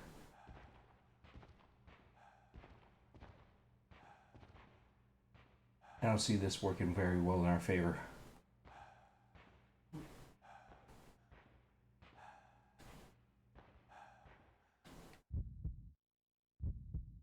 Third floor to rooftop stairway. Now, if somehow or other these zombies can freaking follow us, I just want to know how. That's all I want to know.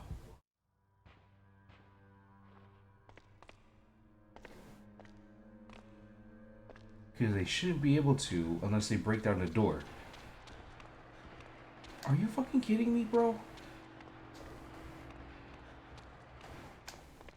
Like, these guys did not slow down one bit.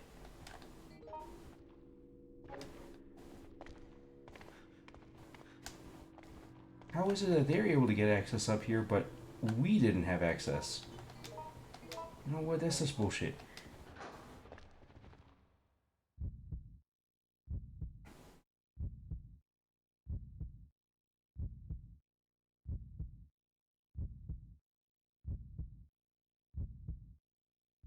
Also, seriously though, I'm confused.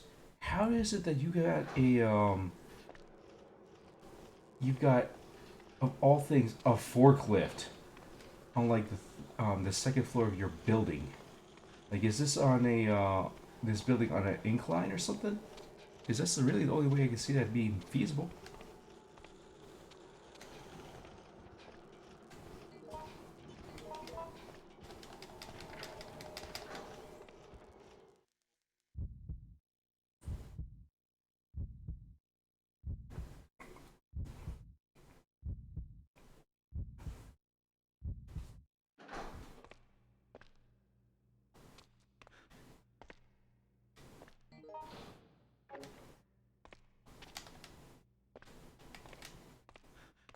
Another variable on the shelf. Okay, that's great and all.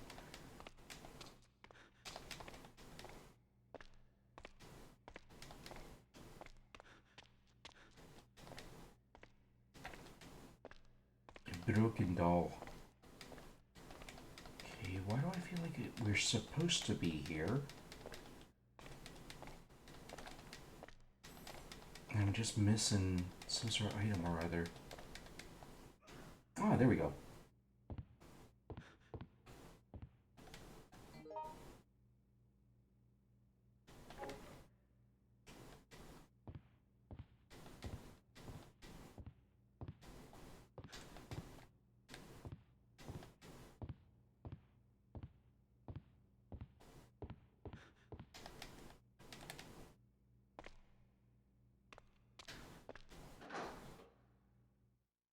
Okay, so there's got to be another like exit or crawl space or something for us, because I remember we read the diary and the diary said that they were having issues with folks crawling across from an adjacent building.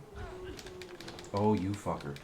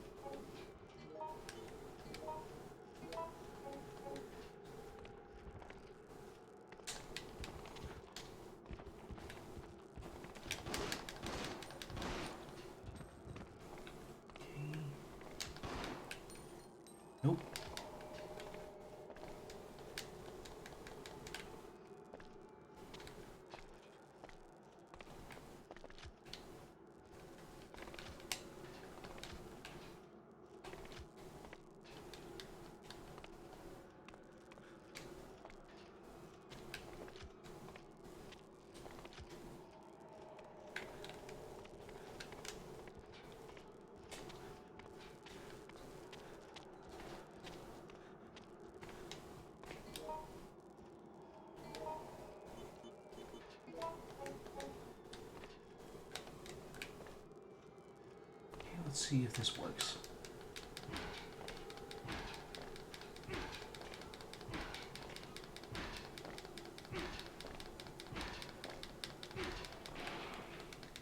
Woohoo! Okay, that worked well. A little bit of brute force.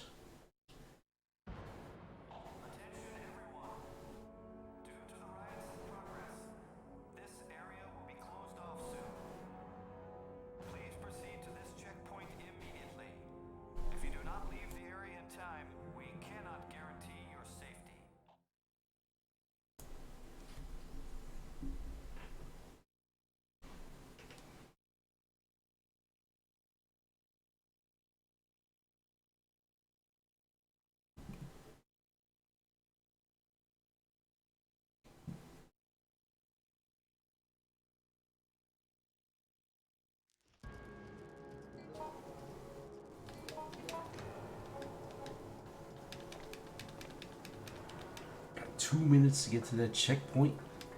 Okay. We'll see if we can hobble our ass over.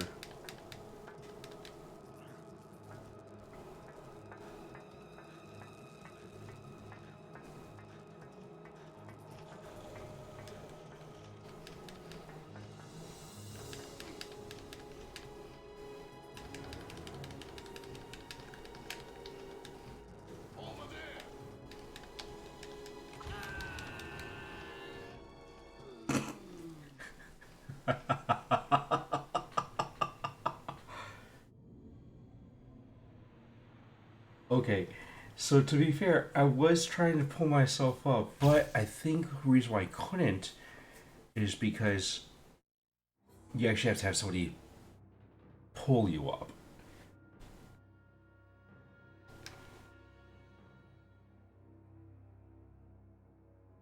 Destroyed the liquor room shutter. Destroyed the liquor room shutter. Wait, what? What shutter? Obtain a newspaper. Obtain a stacker's diary. I like how they put that in air quotes. Well, not really air quotes, but they put it in quotes. That's funny.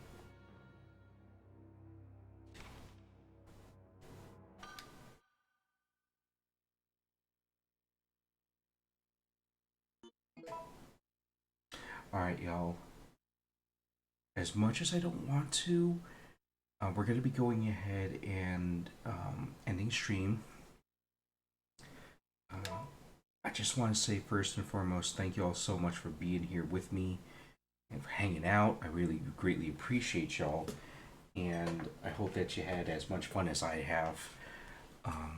Truly, today was my very first day of not being temporary manager, and I just feel such a huge weight off my shoulders. And I really appreciate the gift subs as well as the raids. So many thanks go out to Fahad and to Limacy. Thank you so much for your support and for the gifted subs.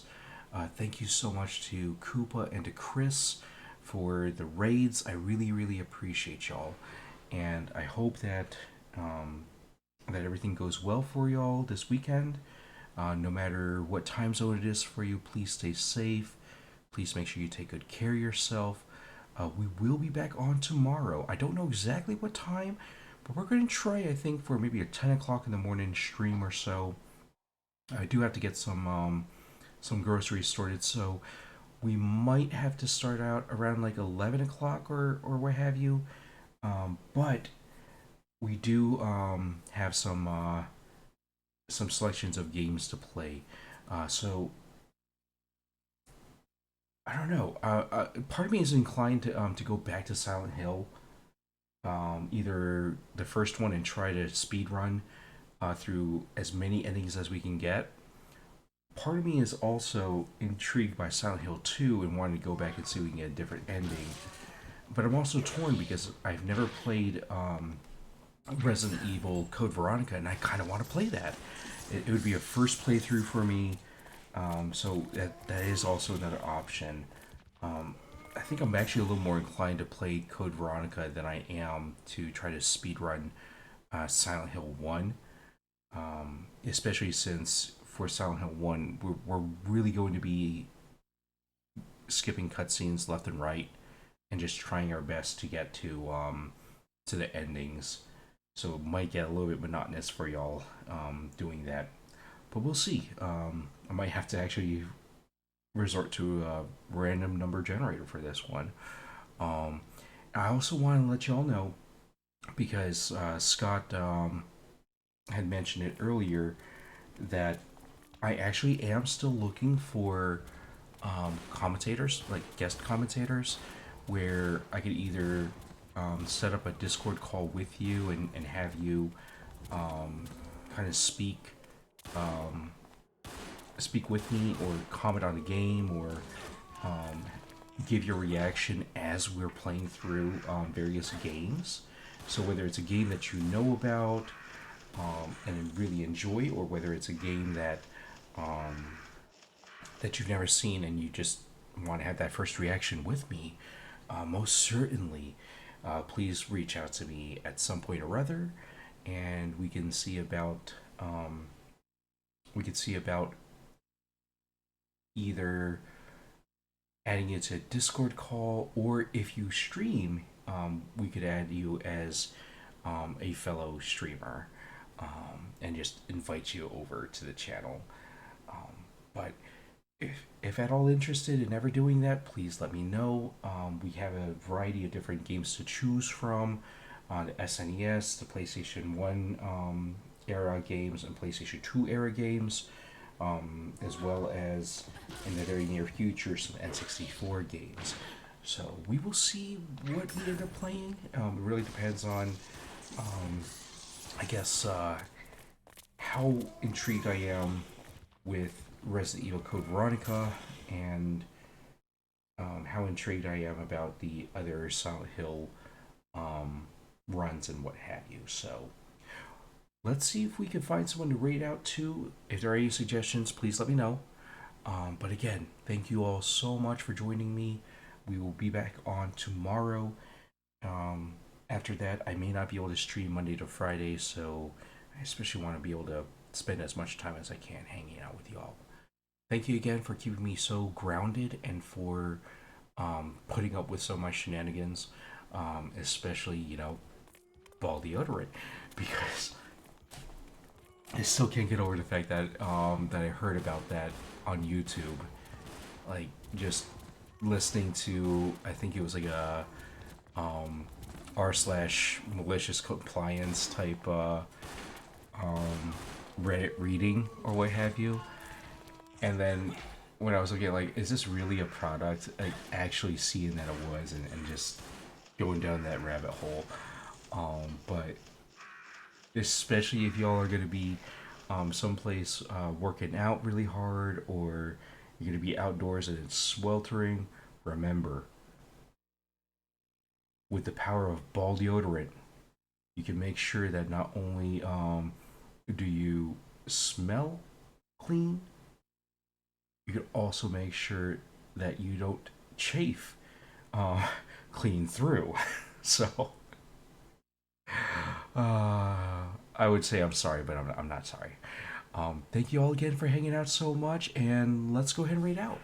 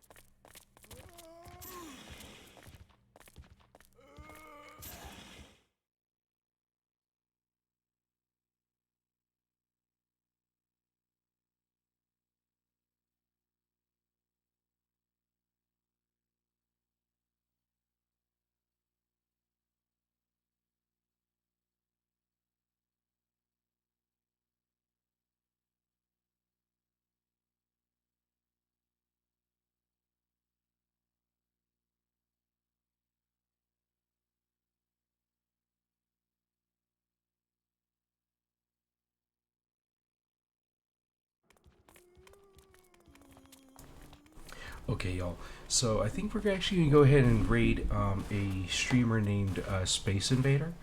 or Spacey Invader. I've been there a few times, and all I have to say is, if you like some really good shenanigans, make your way on over there too. We're gonna go ahead and braid out, and again, we'll be back on sometime tomorrow. Thank you again.